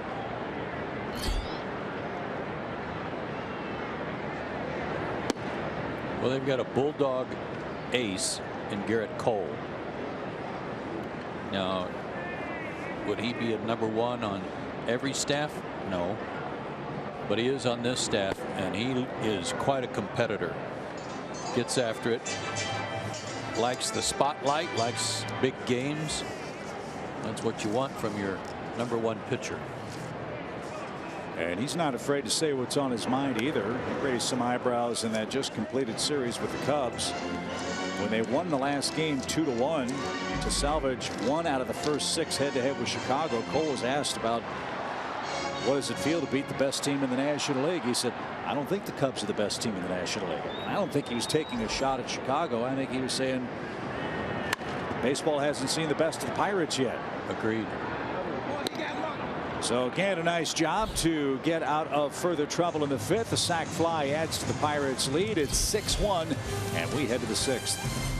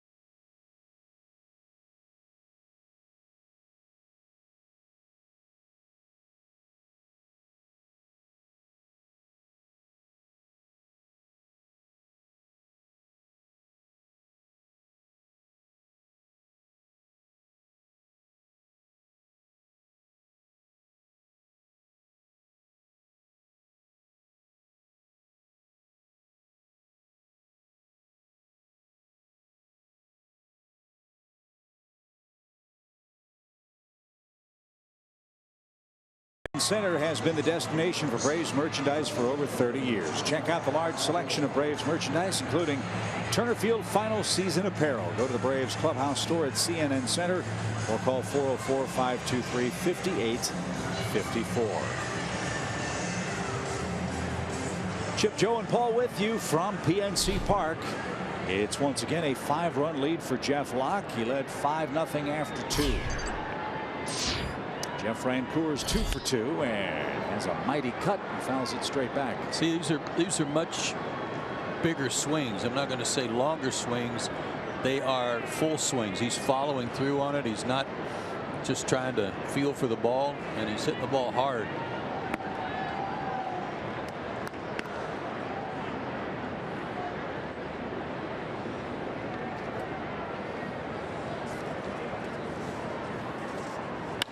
Swing and a fly ball belted deep left field. Jeff Francoeur has his second home run.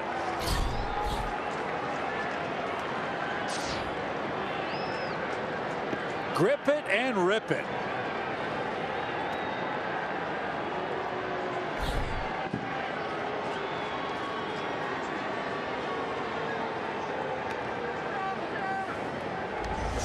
Gets that run back from the last half inning. Maybe a changeup. Zaxby's indescribably good play. Locke knew where it was headed. So did Jeff. First 3-hit game for Francoeur on the season. It's now 6-2. Jeff needs a triple for the cycle. As Tyler Flowers digs in, he's walked and doubled home a run. Well, for a club that was struggling mightily to hit home runs, the Braves have certainly found the home run stroke on this road trip. That's good to see. And as you said last night, next on the list, having some men aboard for those homers.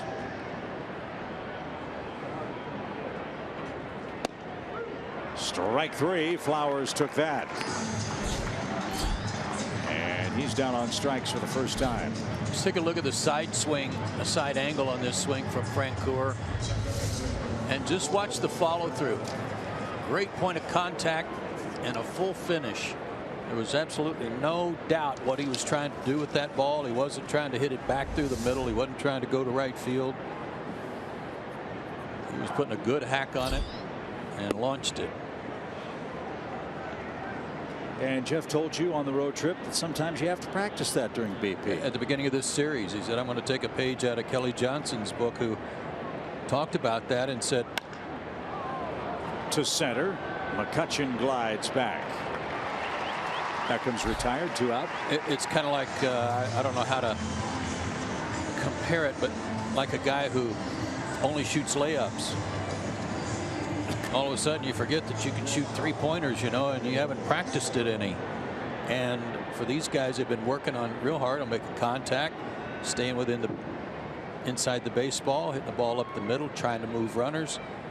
And Jeff said, you know, I'm not even sure I know how to lift the ball anymore. So that's what they were going to try to work on a little bit.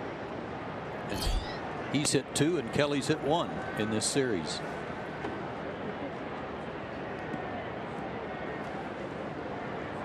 Daniel Castro is 0 for 2. And that's taken low. 1 ball, 1 strike. Braves had 9 homers all year. They have hit 6 homers on this road trip.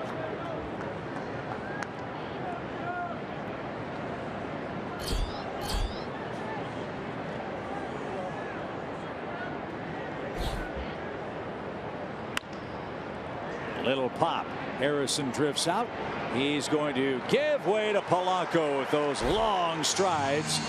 And Polanco makes the catch to retire the side. Jeff Francoeur is 3 for 3 tonight. He has a single, he has a double, and he has his second home run of the series. A mammoth shot into the seats in left, and it's now a 6-2 game.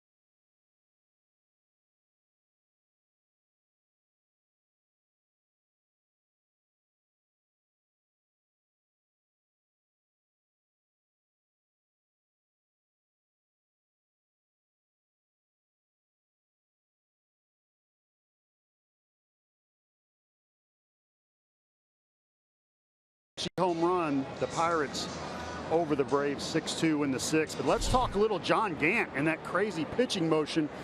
Mets catcher and friend Colton Playa, P-L-A-I-A, imitated Gant on the side one time in 2013, and Gant said, "I don't do that." He said, "Yeah, you do." After going back and looking at some video shortly afterwards, he said, "Wow, I really am doing the stutter step." He started to exaggerate it a little bit more, and the next thing you know, the John Gant stutter step pitching motion was born. Guys, back to you. How do you not know you're doing that? That's my question. Come on. He couldn't answer that. Come on.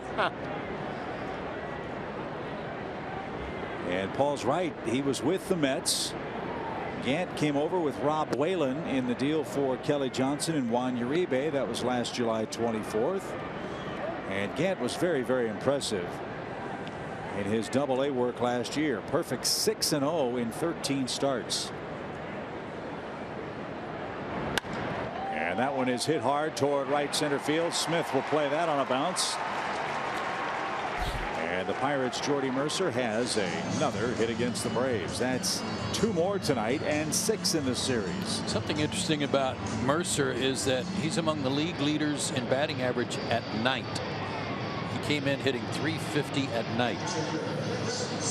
So don't talk to him about eye black and sunglasses in day games. He doesn't really want to mess with day games. Jordy Mercer comes from a long line of vampire hitting shortstops. There's another hit to lead off the inning. Here's Chris Stewart. Well, they didn't have any lights in Tologo, Oklahoma, and had to play in the dark.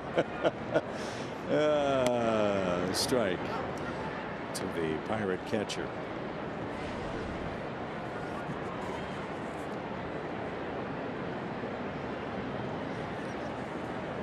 Pittsburgh leads it 6-2. Clint Hurdle is 5 wins away from 6th all-time on the Pittsburgh Pirates win list for managers. Well, they've had some good ones here.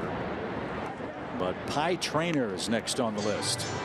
Really? Pie Traynor is the 6th winningest manager. He managed the Buccos from 1934 to 1939.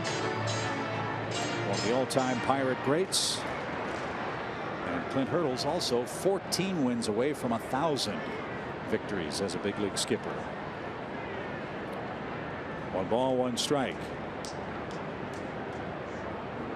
And out of play, foul.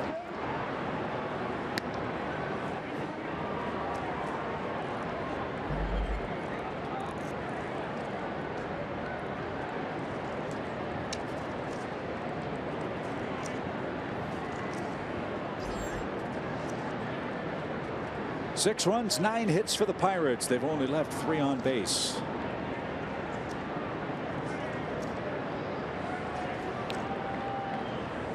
You know what Pie Trainor's real name was? I was looking it up. No, I don't. What was it? Harold. Harold. I don't know if we'd all remember Harold Traynor, but we sure remember Pie, don't we? I was going to say, I thought it was going to be Josh. If your name's Harold, usually your name Josh, right? Yeah. 2 balls, 2 strikes. With Mercer leading at first. And another hit batsman. Stewart got hit by Gant. 2 on, nobody out. A lot of hit batsmen in this series suffered by the Pirates. I'm glad, happy that it hasn't developed into something ugly. I think most of the plunkings have been of that variety. Just brushes. Remember, McCutchen got hit by Julio Teheran here last year, and it knocked McCutchen out of the game. And Locke will try to lay down a bunt. Chuck Tanner managed here. Jim Leyland managed here. Danny Murtaugh managed here. Just a tremendous baseball history here in Pittsburgh.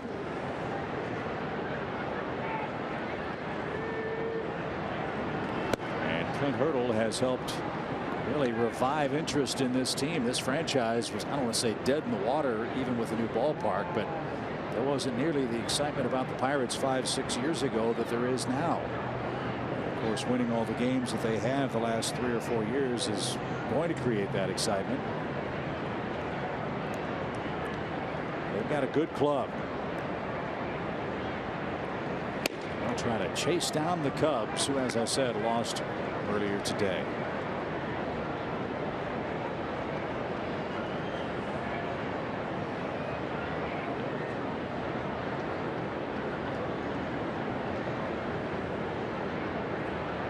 Two balls, one strike.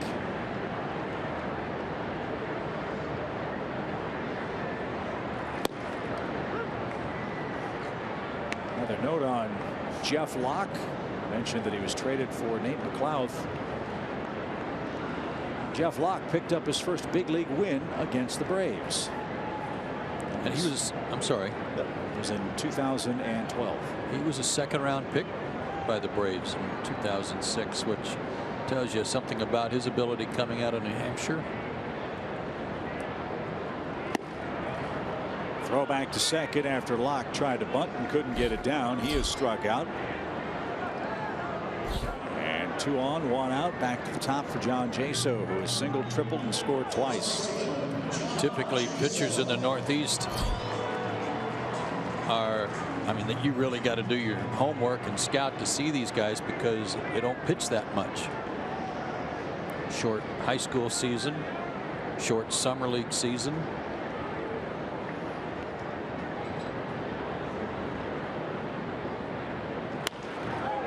That one's scorched down the line beyond the dugout foul. So that's 3 this game. Yeah. That have been scalded into the crowd.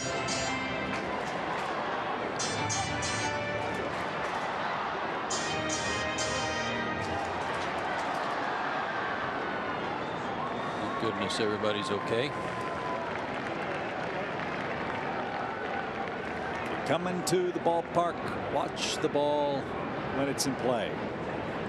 No balls and a strike. That youngster who was hit earlier tonight, I believe, has been taken for medical attention. We've not gotten any word, nor do we expect to have any word on his or her condition. Pirates folks were on that immediately. Yeah. First aid.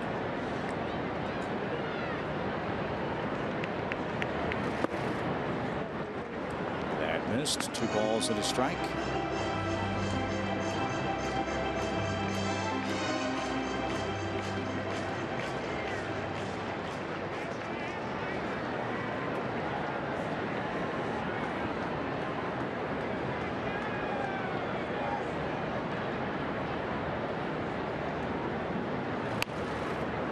That's how to play again into the second deck. It's 2-2.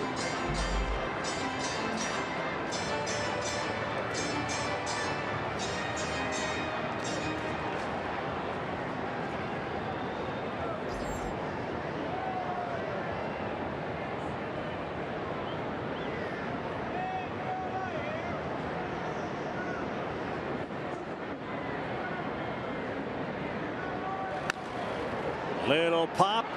Markakis on the run, plays it on a bounce, runner around third. His throw to the plate is up the line. Mercer scores on a blue hit by Jaso, who drives home his 15th run. And for the Braves, it's a little more deja vu. That's how the Pirates scored in the opening inning. Nothing hit hard, but in perfect spots. Watch how Jaso uses his hands, though, here. He gets jammed, but he got his bat started by moving his hands back and then just used them to fight the ball off. Watch his hands through this. Pulled his hands inside the baseball, got close to the barrel to the ball, didn't hit it hard.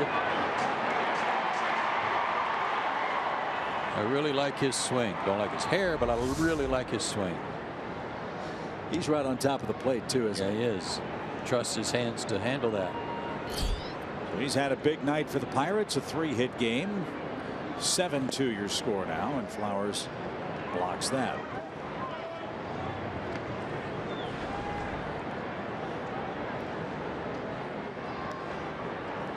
Mentioned earlier in the series that Andrew McCutchen has never knocked in 100 runs in a big league season. Joe correctly pointed out that's because McCutchen for many of those years was a leadoff hitter. He's batting second now, and he's got 2 Pirates aboard with only 1 out.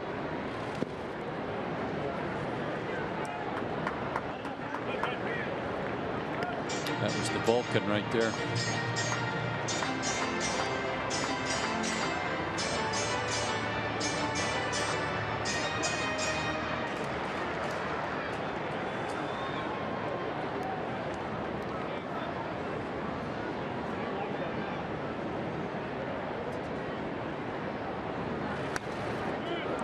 Good cut, but McCutchen fouled it straight back. Yeah, boy. Got away with that one. Pretty good fastball, though, 93.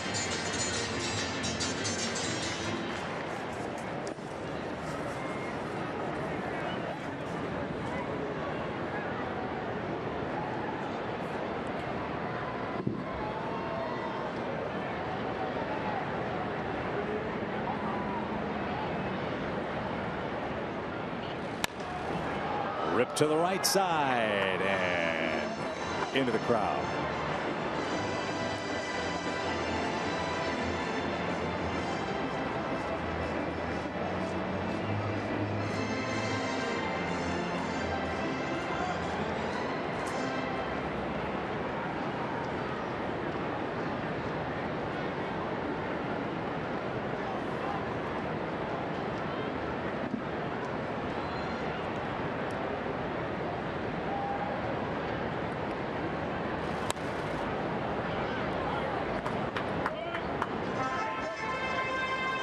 Two balls, 2 strikes. Veteran Nick Leyva, longtime big league coach for different organizations.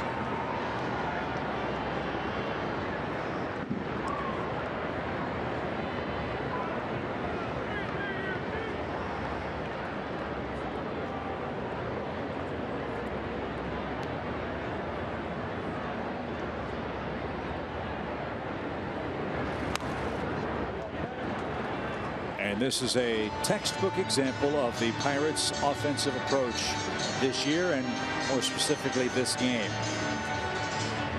The Braves have a total of 1 strikeout. Make that 2 strikeouts now with Gantz in this inning against this Pirate offense. Julio didn't fan that many last night, as good as his stuff was. Fan 3.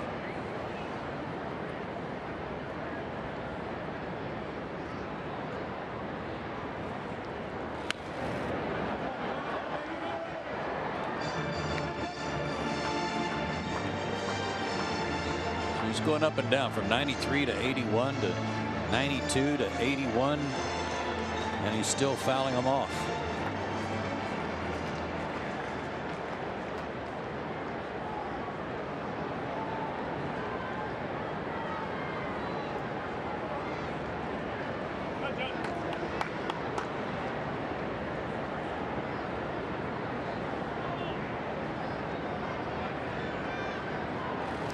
Swing, and it was tipped. McCutchen just did stay alive. Paul, that's got to drive you crazy as a pitcher, doesn't it? As Joe said, changing speeds, moving the ball around, and you can't get the magic pitch to end the at-bat. Yeah, these Pirates are pesky. They just don't go away, and that's one of the biggest differences between AAA and the big leagues is you can make a really good pitch, and somehow the big leaguers just find a way to tip it, although I don't know that I saw one there. I didn't either. We heard a tick, but it didn't appear to come off the bat. No. Swing on the house from McCutchen, and he works a full count. Gant's last 2 outings with Gwinnett, he went 6 innings, gave up 2 earned runs, 6 2/3 innings. He gave up 1 earned run, and his turn was coming up when he got called up. Brian Snitker says, well, I know all about that. When your pitcher gets called up that was supposed to pitch tonight, as the AAA manager, you figure out somebody else. This is the 10th pitch of the at-bat. And that was a big league at bat by Andrew McCutchen. He earned that walk. And the bases are loaded, and Atlanta's worst nightmare is coming up. Gregory Polanco, who has 9 hits in this series, including a 2-run homer back in the second. On a breaking ball at 80 miles an hour out away from him, and he hit it to one of the most difficult spots in the National League, especially for a left-handed hitter.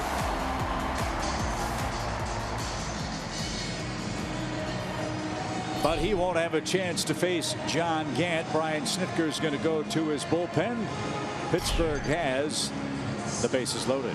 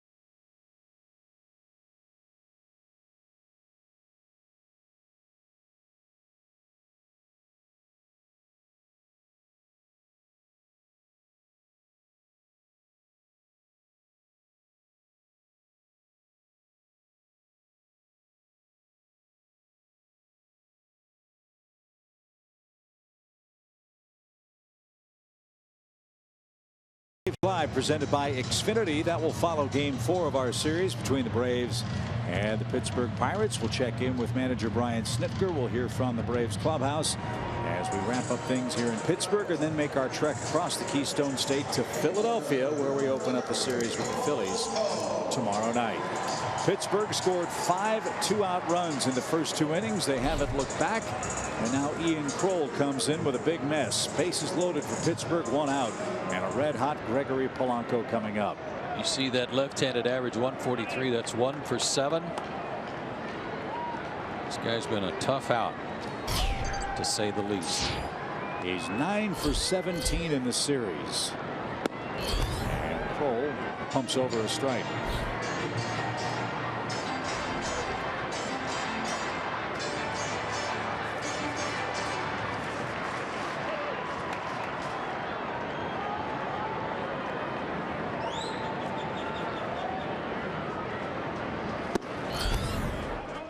Polanco came in hitting .231 against lefties, 6 for 26 with a homer.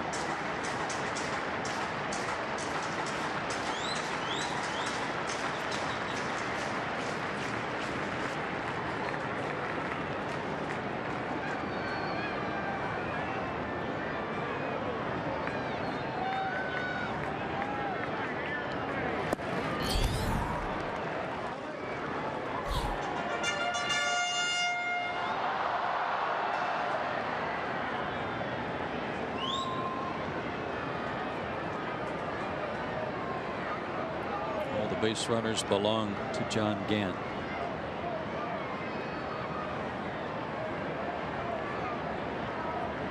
Two balls and a strike. Popped up. That's headed for the stands beyond the Pirate dugout. One thing's for sure, as soon as Ian Kroll got called up, he was firing heat. 95 miles an hour on a consistent basis.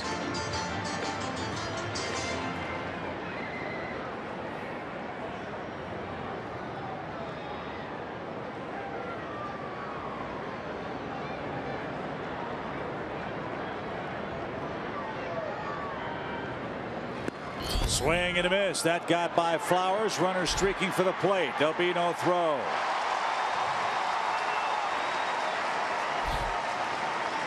So Polanco is out. First base was occupied. Stewart comes home on the ball that got away. That extends the lead to 8-2. And Pirates runners are at second and third. It's another ball that hits off the catcher's glove and goes by. I mean, that's how they got their run in the first inning. Their first run. Turning the glove over late. It hits off the heel of the glove. It's happening way too often. Here's Jung Ho Gong, right-hand hitter. He's got an RBI tonight. We've said it a lot. We'll keep saying it. The Braves do not have the luxury of defensive mistakes if they're going to beat teams in Major League Baseball this year. They just don't. They had a pass ball in the first inning that led to a couple of runs. One got away here that scores the 8th run. The game is certainly in the Pirates' favor. They had a drop in one of the games in this series on a play at the plate where the tag was made. AJ had the runner out. The ball just came out of his glove. I'm not saying it wasn't a difficult play. It was. But that just tells you how little room for error there is when it comes to the Braves defensively.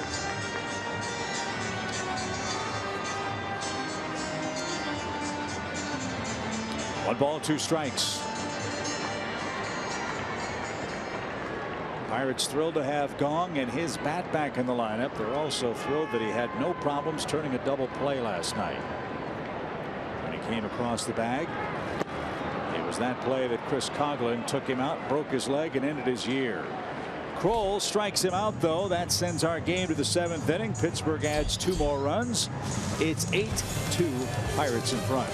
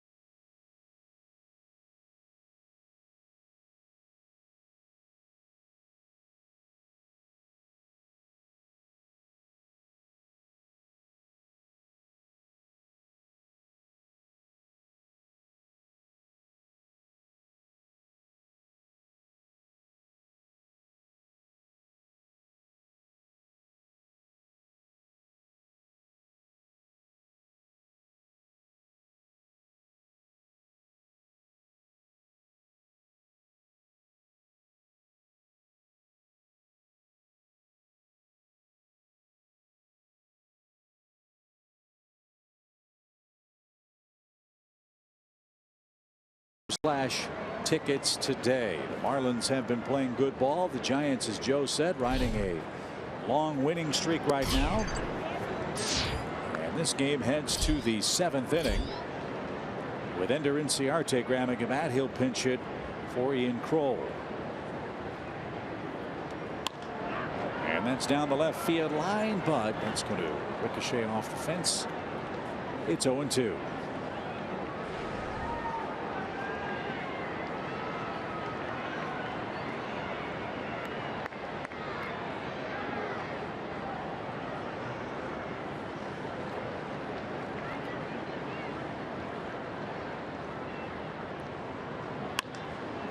to left, and Marte gathers that in, and Ciarte is retired. One man down. And again, if you just joined us and wonder why a lefty pinch hitting against a left-handed pitcher, that's all that Brian Snitker has on his bench, with a weird circumstance. Just before the start of the game, Eric Aybar had a chicken bone caught in his throat, was rushed to the hospital. Alex Smith got sawed off, broken bat, 2 outs. He's okay. They were able to clear it, but he's unavailable tonight. Daniel Castro was the only right-handed hitter on the bench. He was forced into action, so the Braves only have lefties to back up tonight. I hope our friends at Zaxby's are watching the game tonight. I'm sure they are. Sounds to me like Aybar is in line for an endorsement for some boneless wings.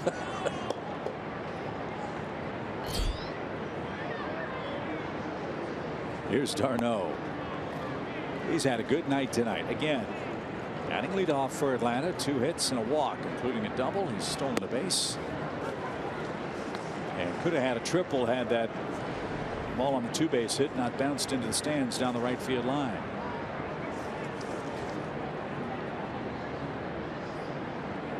Chase, the 5th different Brave to bat leadoff this year. And he's behind 0-2.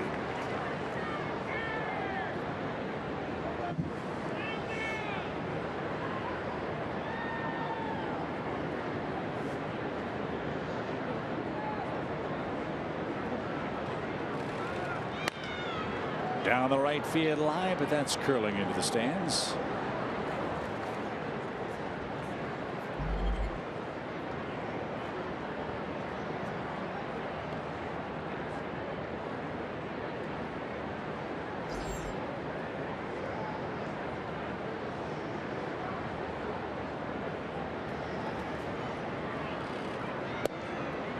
Good try. And a good eye to watch it sail by off the plate. 1 ball, 2 strikes.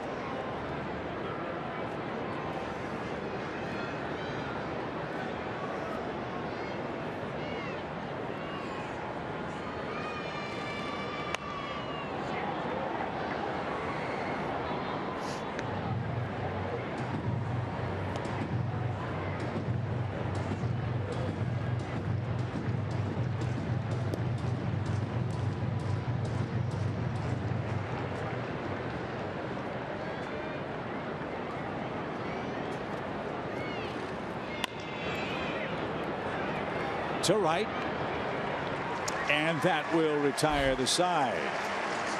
Nothing doing for Atlanta in the 7th. Time to stretch.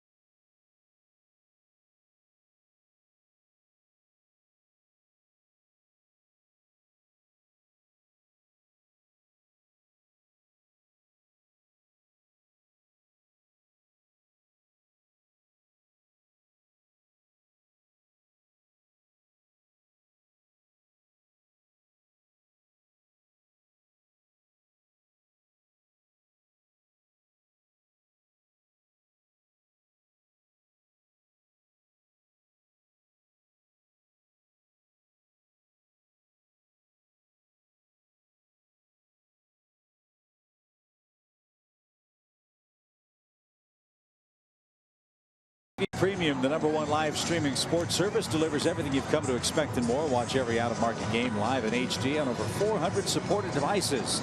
It includes a free subscription to @Bat Premium, the #1 app for live baseball. Blackout and other restrictions apply. Go to MLB.tv for your details. Bottom 7, Pittsburgh in command, leading 8-2. They've wrapped out 10 hits.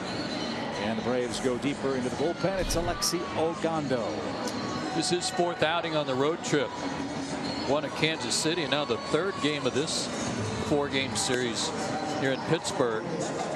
So far on the road trip in 3 outings, he's pitched 2 innings, given up 4 hits, 2 runs, 1 walk, and 5 strikeouts. All the runs came against the Pirates here 3 days ago. And he'll face Starling Marte for Pittsburgh.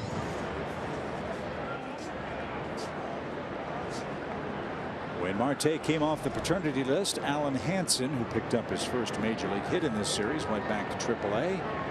Marte and his wife Noelia welcomed the birth of their daughter Tiana on Monday.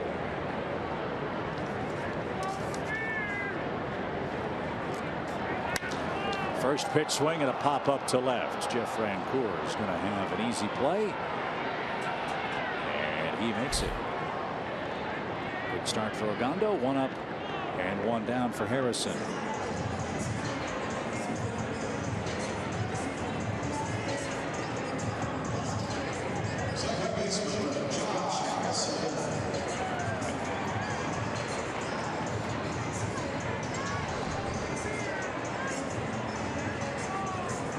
Harrison has an infield hit in 3 tries.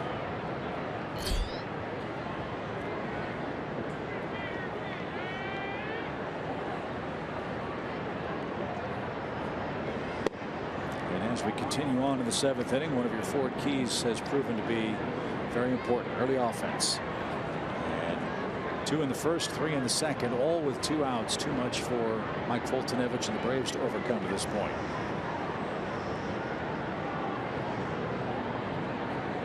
Pittsburgh has scored a single run in the 5th inning, 2 more in the 6th. Braves runs came in the 4th inning, an RBI double by Tyler Flowers, and a Jeff Francoeur solo home run in the 6th. Yeah, it's just happening with alarming regularity, falling behind early.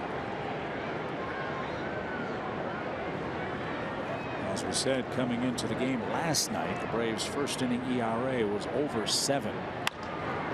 Ball to short. Castro got a 3rd hop and whips it over to first for the 2nd out. Pirates are 17-8 this year when they score the first run of a game, and 9-3 here in their home park when that happens. Even though their bullpen has been shaky. And conversely, to tell you how important those early runs can be for Atlanta, the Braves are 2-21 when the other team scores the first run of the game. So unfortunately, those numbers have played out in game 4 of the series. Here's Mercer, 2 hits in 3 tries. He's scored a run.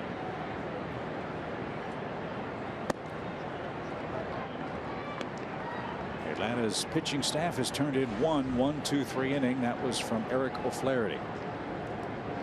He came on in relief in the 4th.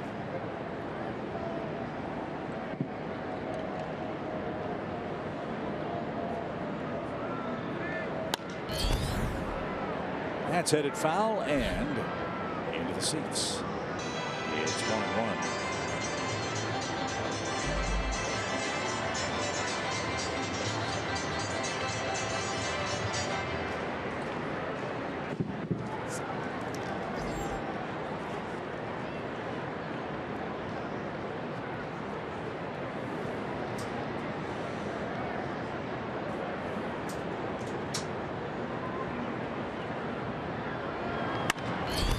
Back where it came from and into center field. A 3-hit night for Jordy Mercer. He has 7 hits in the series.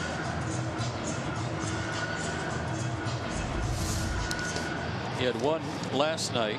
He had 2 in game 2. 1 in game 1 with a couple of walks mixed in there too. He's been on base all the time. He has an 11-game hitting streak against the Braves now. Atlanta will try to put a stop to that next time we face the Pirates. As I said, that is in August. First 3 games in August down in Atlanta. 1 ball, no strikes for Chris Stewart. He was hit by a pitch and scored the 8th Pirate run tonight.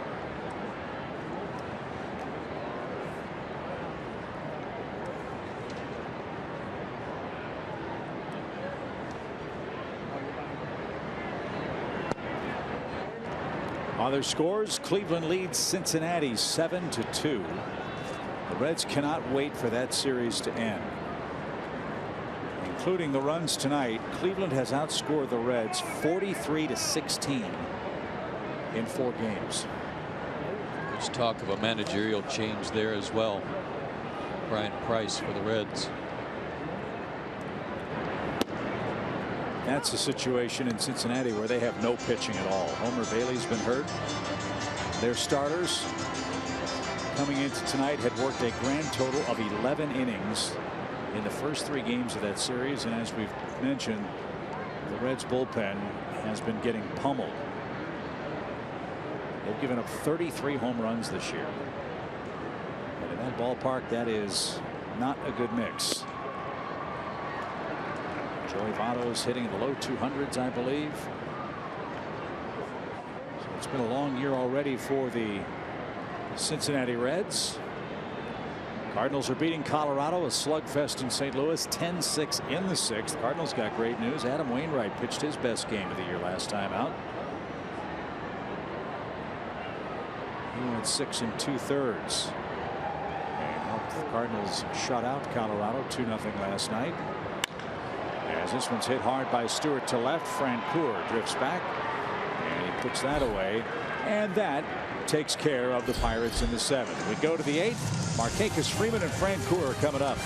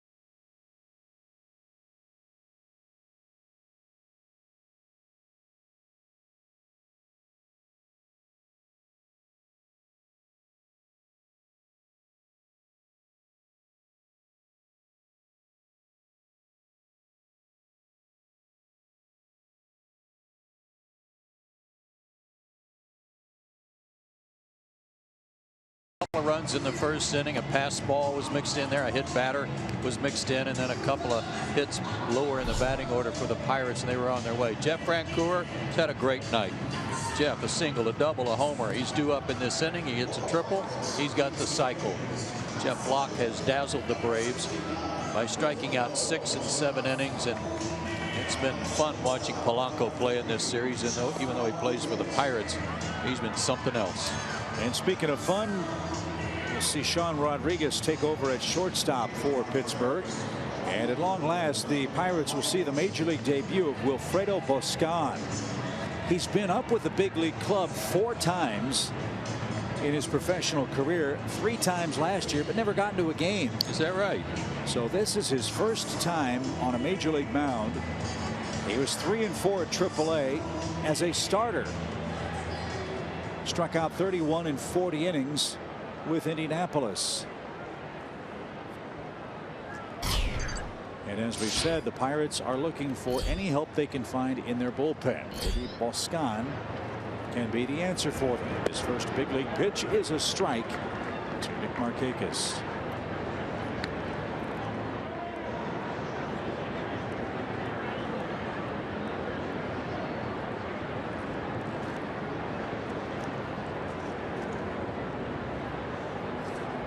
Boscan is from Maracaibo, Venezuela. He is 26 years old. And it's out of play foul. 10-game winner at AAA last year. He's 13-7 with Indianapolis. Originally signed by the Rangers. Was traded to the San Diego Padres. Granted free agency. Went to the Red Sox, where he pitched in 2014. And then the Pirates got him as a minor league free agent after the 14 season. You can understand how he got called up and didn't pitch last year. They won so many games. He might have been called up just in case they needed an extra arm one night or two and then sent back. But he's earned his way back now to pitch. 6'2", 175 pounds. And brought up today when Corey Luebke was sent back to AAA for Pittsburgh. And a line drive to third. He's retired his first major league hitter. And did you see how far Kong was playing off the line? As hard as it is to hit a Major League Baseball, and I can only imagine how difficult that is with all the shifting that takes place in the advanced metrics, it's a miracle anybody finds space to get a hit. 6 years ago or so, there were about 3,000 shifts total in Major League Baseball, all 30 teams. This year there's a pace of over 30,000.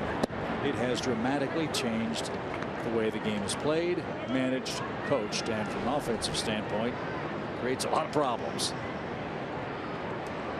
And here's the Pirates shift for Freddie Freeman. Freddie's 0 for 3 with a couple of strikeouts. If nothing else, it ought to tell hitters you can't be one-dimensional. Can't shift on you if you're using the whole field. And we've seen Freddie do that. He's laid down a bunt. He's poked the ball the other way a time or two. But many a manager in a late game will say, you want to lay it down a bunt instead of hitting the ball out of the ballpark? Right. I'll take it.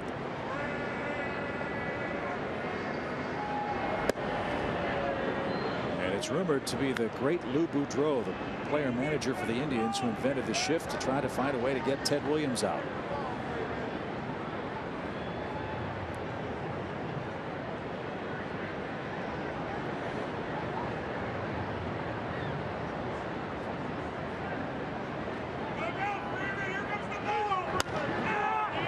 Jaso to his right. Pitcher covers the bag. 2 up, 2 down. And the funny thing was that if you run into any instructional reels of Ted Williams, he's always talking about hitting the ball up the middle. There's only one defender standing there, and that's the pitcher. And yet he was a dead pull hitter. You bet. So what do you think? Triple here? Yeah, let's do it. Come on, Frenchie. I just say if he hits one in the gap somewhere, just run till they tag you. If you make it to third, there you go. Right.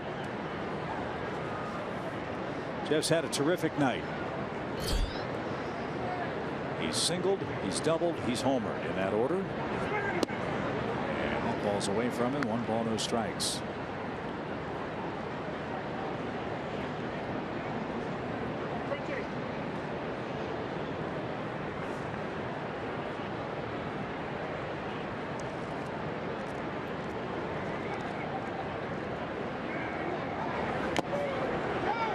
If it weren't for a good play by Marte on the double in the 4th inning, he might already have the triple in the bag.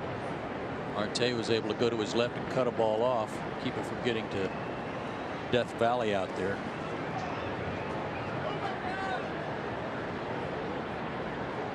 One ball, one strike.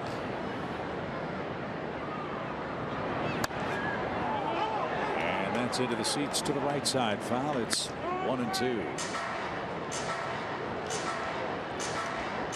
White Sox 1, Houston nothing. That's Chris Sale pitching for the White Sox, going for his 9th win this year. Evan Gattis catching for the Astros tonight. I bet Sale makes the All-Star team. What do you think? Pretty good chance. 1 ball, 2 strikes. And here it is. Another big cut. Seattle already beat Baltimore today 7-2. The Mariners lead the American League West. Scott Servais is in his first year as the skipper in Seattle. The Yankees are in Oakland later on tonight. Toronto and the Twins tied 2-2 in the 6th. Those are your American League scores late tonight.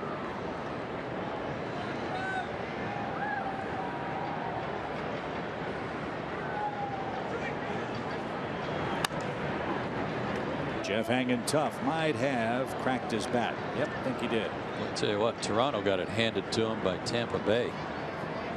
In Toronto, just tons of runs. After the big fight in Texas, Toronto went home and got whipped by the Rays. Look, we're only 40 games or so into the season. It's way too early to say a team is a disappointment. But I think so many people had such high expectations for the Toronto Blue Jays. They're 19-23 this year. They've lost 5 straight. Mighty Yankees are in last place, by the way. 1 ball, 2 strikes. And Jeff didn't get the slider. And how about Boscan? His first major league inning. For that, he appears grateful. He worked a perfect 8th with his first major league strikeout.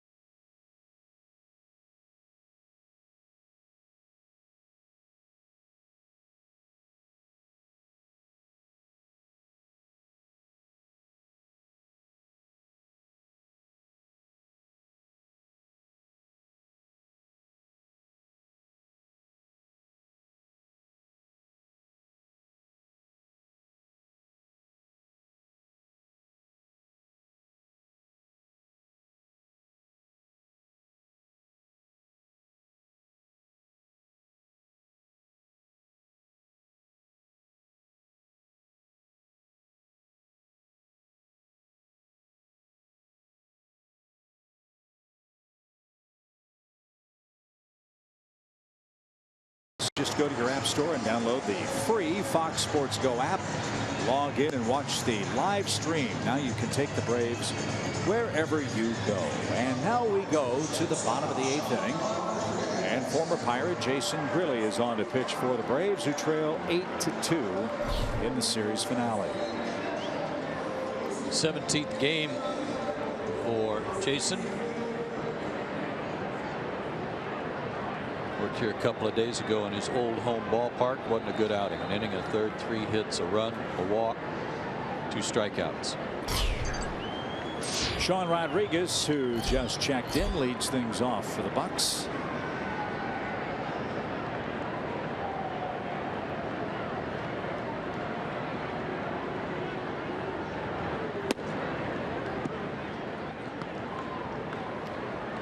Alexi Ogando worked a scoreless inning with a hit. Ian Kroll 2/3 of an inning scoreless. John Gant gave up 2 runs in an inning and a third. Eric O'Flaherty a run in an inning plus, and Mike Foltynewicz 5 runs in 3 innings.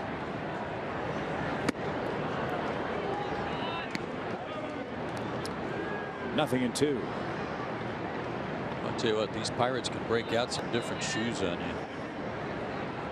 Josh Harrison wearing white shoes. Sean has some gold flashing down there.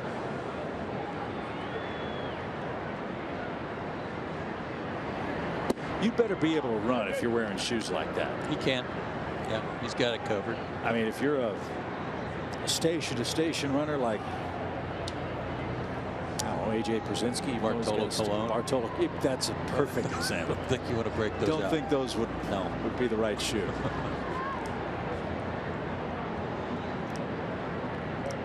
1 ball, 2 strikes. And that was a little high. It's 2-2 to Rodriguez. Nats still lead the Mets 9-1 in the 7th. Giants and Padres are tied at 1 in the 3rd. We will see the Giants on our upcoming homestand. San Francisco is red hot. Won 7 straight. And Rodriguez swing and a miss. Ball pops away from Flowers. He can't recover in time. And Rodriguez is at first despite being struck out by Grilli.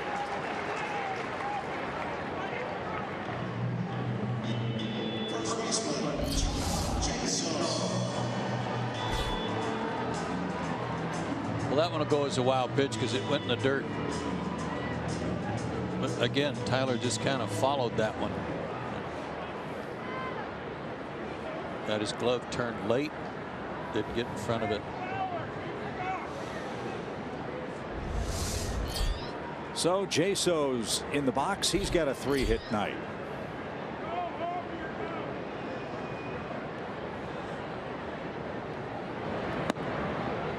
One ball, no strikes.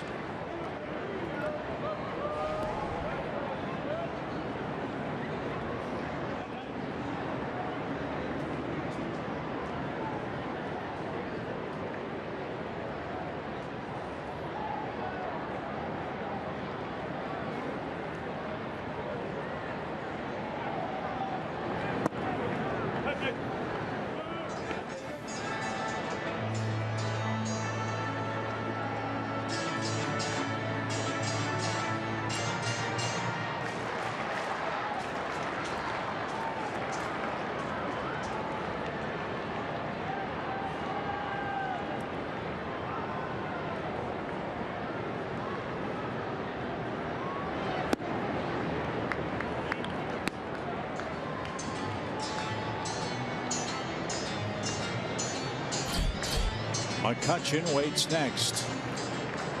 Here in the early going for Jason, he's gone to a lot of 3-ball counts on hitters. Caused him to have to make better pitches than he would like.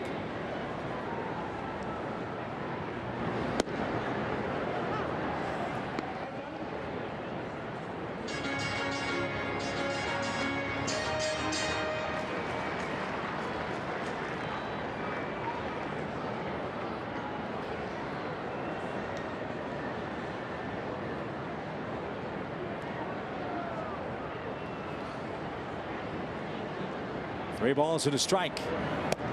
And Jaso takes a walk. They're a disciplined bunch, aren't they? Yeah.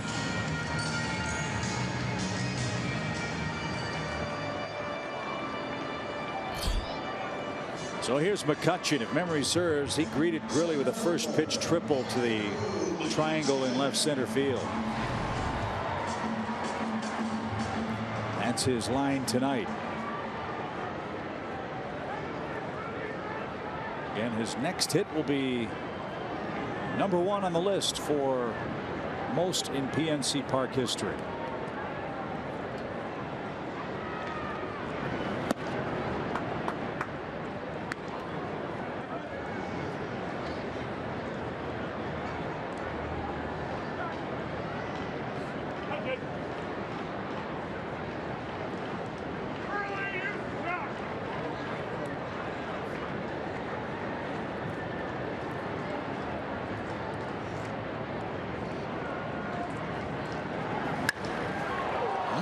Well, high fly ball to straightaway center. And Malix makes the play for out number 1. Ball sounds different off his bat, doesn't it?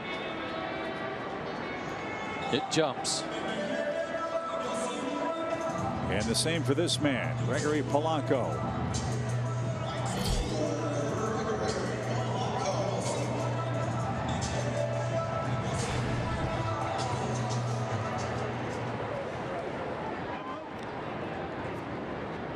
Two more runs for Polanco, who has 9 hits in the series.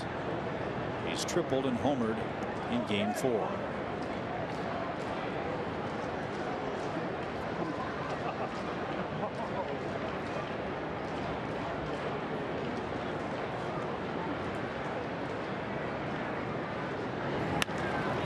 Little pop behind third. That'll be playable for d'Arnaud in foul ground. Really made a good pitch. And Polanco is out on a infield fly. 2 outs. And here's Young Ho Gong.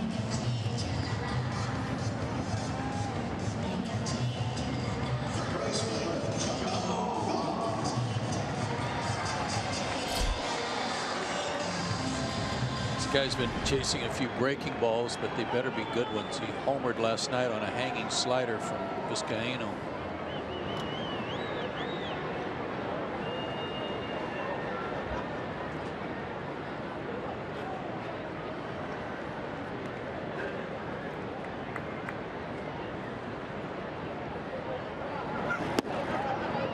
There's a strike. He looks mad at the plate, like that was a pitch he wanted to take a swing at.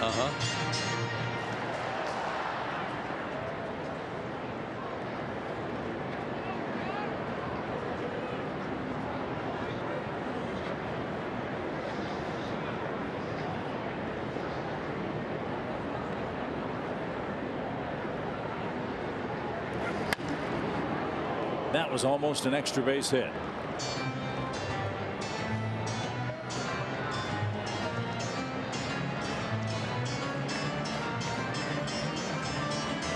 A.J. Burnett fan comes away with a souvenir.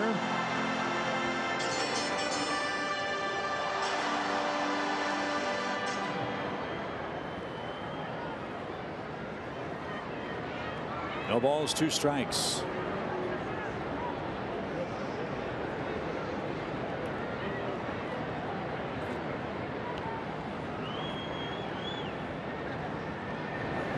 Swing and a miss. Good call, Joe. There was that breaking ball. And Grilli works out of trouble in the 8th inning. He got 4 outs. Only 3 of them count, though. We had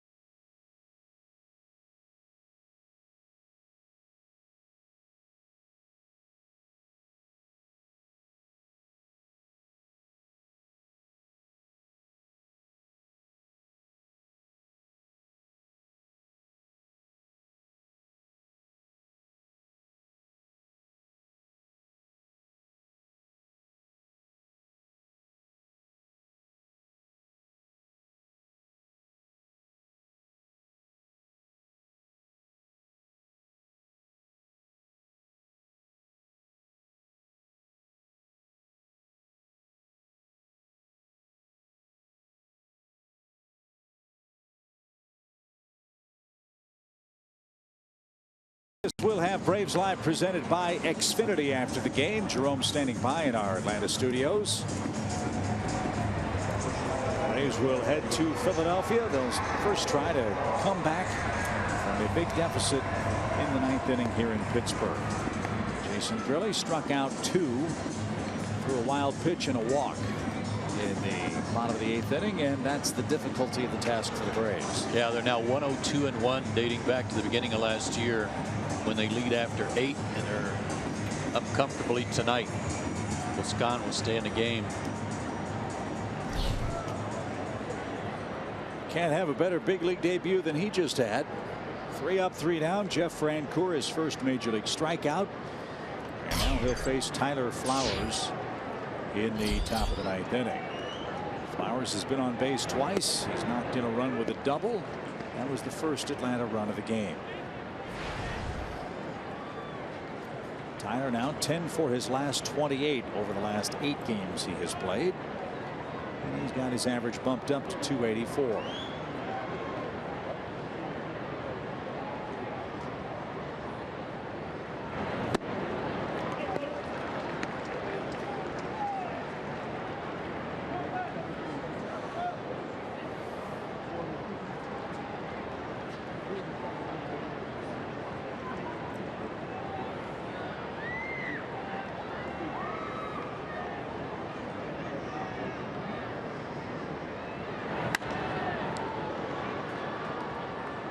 A screamer hit foul, no balls, 2 strikes. Well, he gave Stewart exactly what he wanted. Stewart wanted a high fastball there, and I mean, he threw it right at the target. And Flowers spoiled it.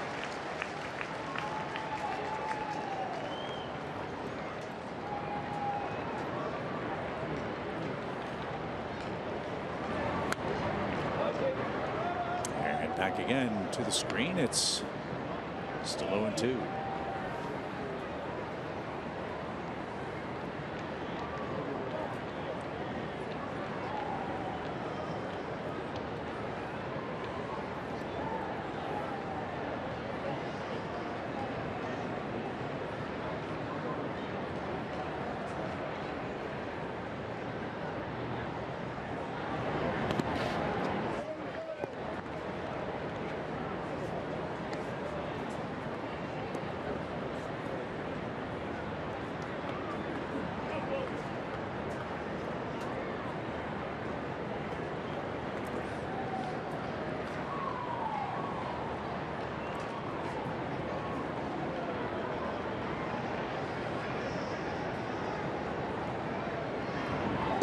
Swing and a miss. Good breaking ball. Back-to-back strikeouts for Boscan. 1 away in the 9th for Gordon Beckham. So after the win last night, and a good win for the Braves all around, tonight, again, there's no errors on the board, but there were mistakes made, miscues, mishandled baseballs, I guess would be the best way to put it, that don't go in the books as an error, but they were costly tonight. Were they the difference in the ball game? Probably not. But it's still got to be tightened up. And headed to Philadelphia tomorrow night. Aaron Nola, the way he's been pitching, you figure runs are going to be hard to come by. Hopefully the Braves in that series in Philadelphia can get off to good starts and not fall behind early quite so much. Yeah, 5-0 after 2 tonight. All 5 runs for the Pirates scored in the first 2 innings came with 2 outs as Gordon Beckham picks up the first hit allowed by Boscan in the big leagues. Gordon 1 for 4. That gives him 5 hits in the series. And the inning continues with Daniel Castro. And for Mike Foltynewicz, good velocity. He had seemingly good movement, but a lot of deep counts, Joe, and he got to 2 outs and couldn't get over the hump. And that hit batsman to Gong opened the door for the first inning. It did, but he was also frustrated by some bloop hits that weren't just hits. They were hits with runners aboard that drove in runs. Right.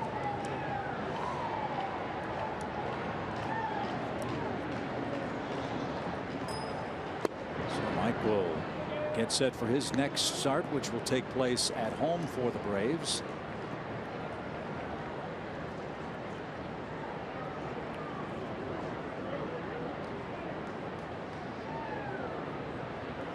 Guessing either Tuesday or Wednesday. There's an off day on Monday for Atlanta, so we'll see how Brian Snitker and Roger McDowell set up the staff for the start of the homestand. It's a strike. Even count to Castro.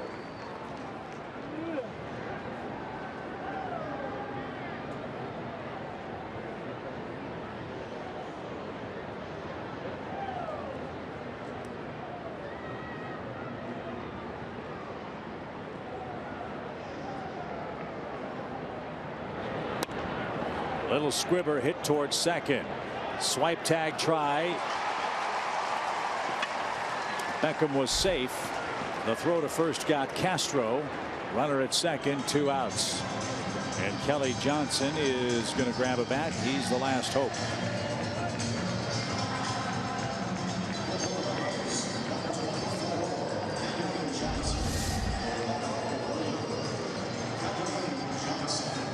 Good job by Beckham to avoid that one.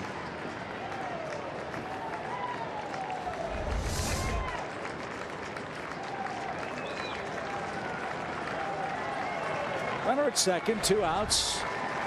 The Pittsburgh crowd starts to make some noise. They're an out away from their 22nd win of the season. And a swing and a miss.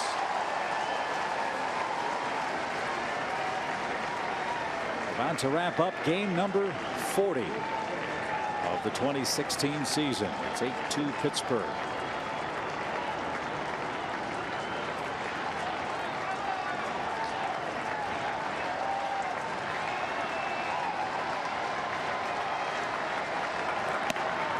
Inside corner, 0-2.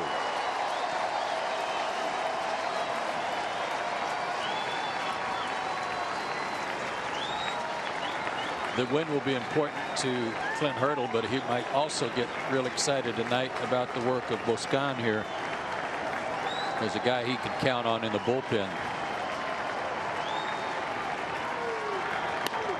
Fly ball center. McCutchen is there. And the Pirates take 3 out of 4 from Atlanta. Tonight's final, Pittsburgh 8, Atlanta 2. Polanco had a monster series against the Braves with 9 hits. And the Pirates jumped out 5-0 after 2. And despite Jeff Francoeur's 3-hit, 1-homer game, Atlanta couldn't catch up. That's your final. We'll finish up things from Pittsburgh after this quick timeout.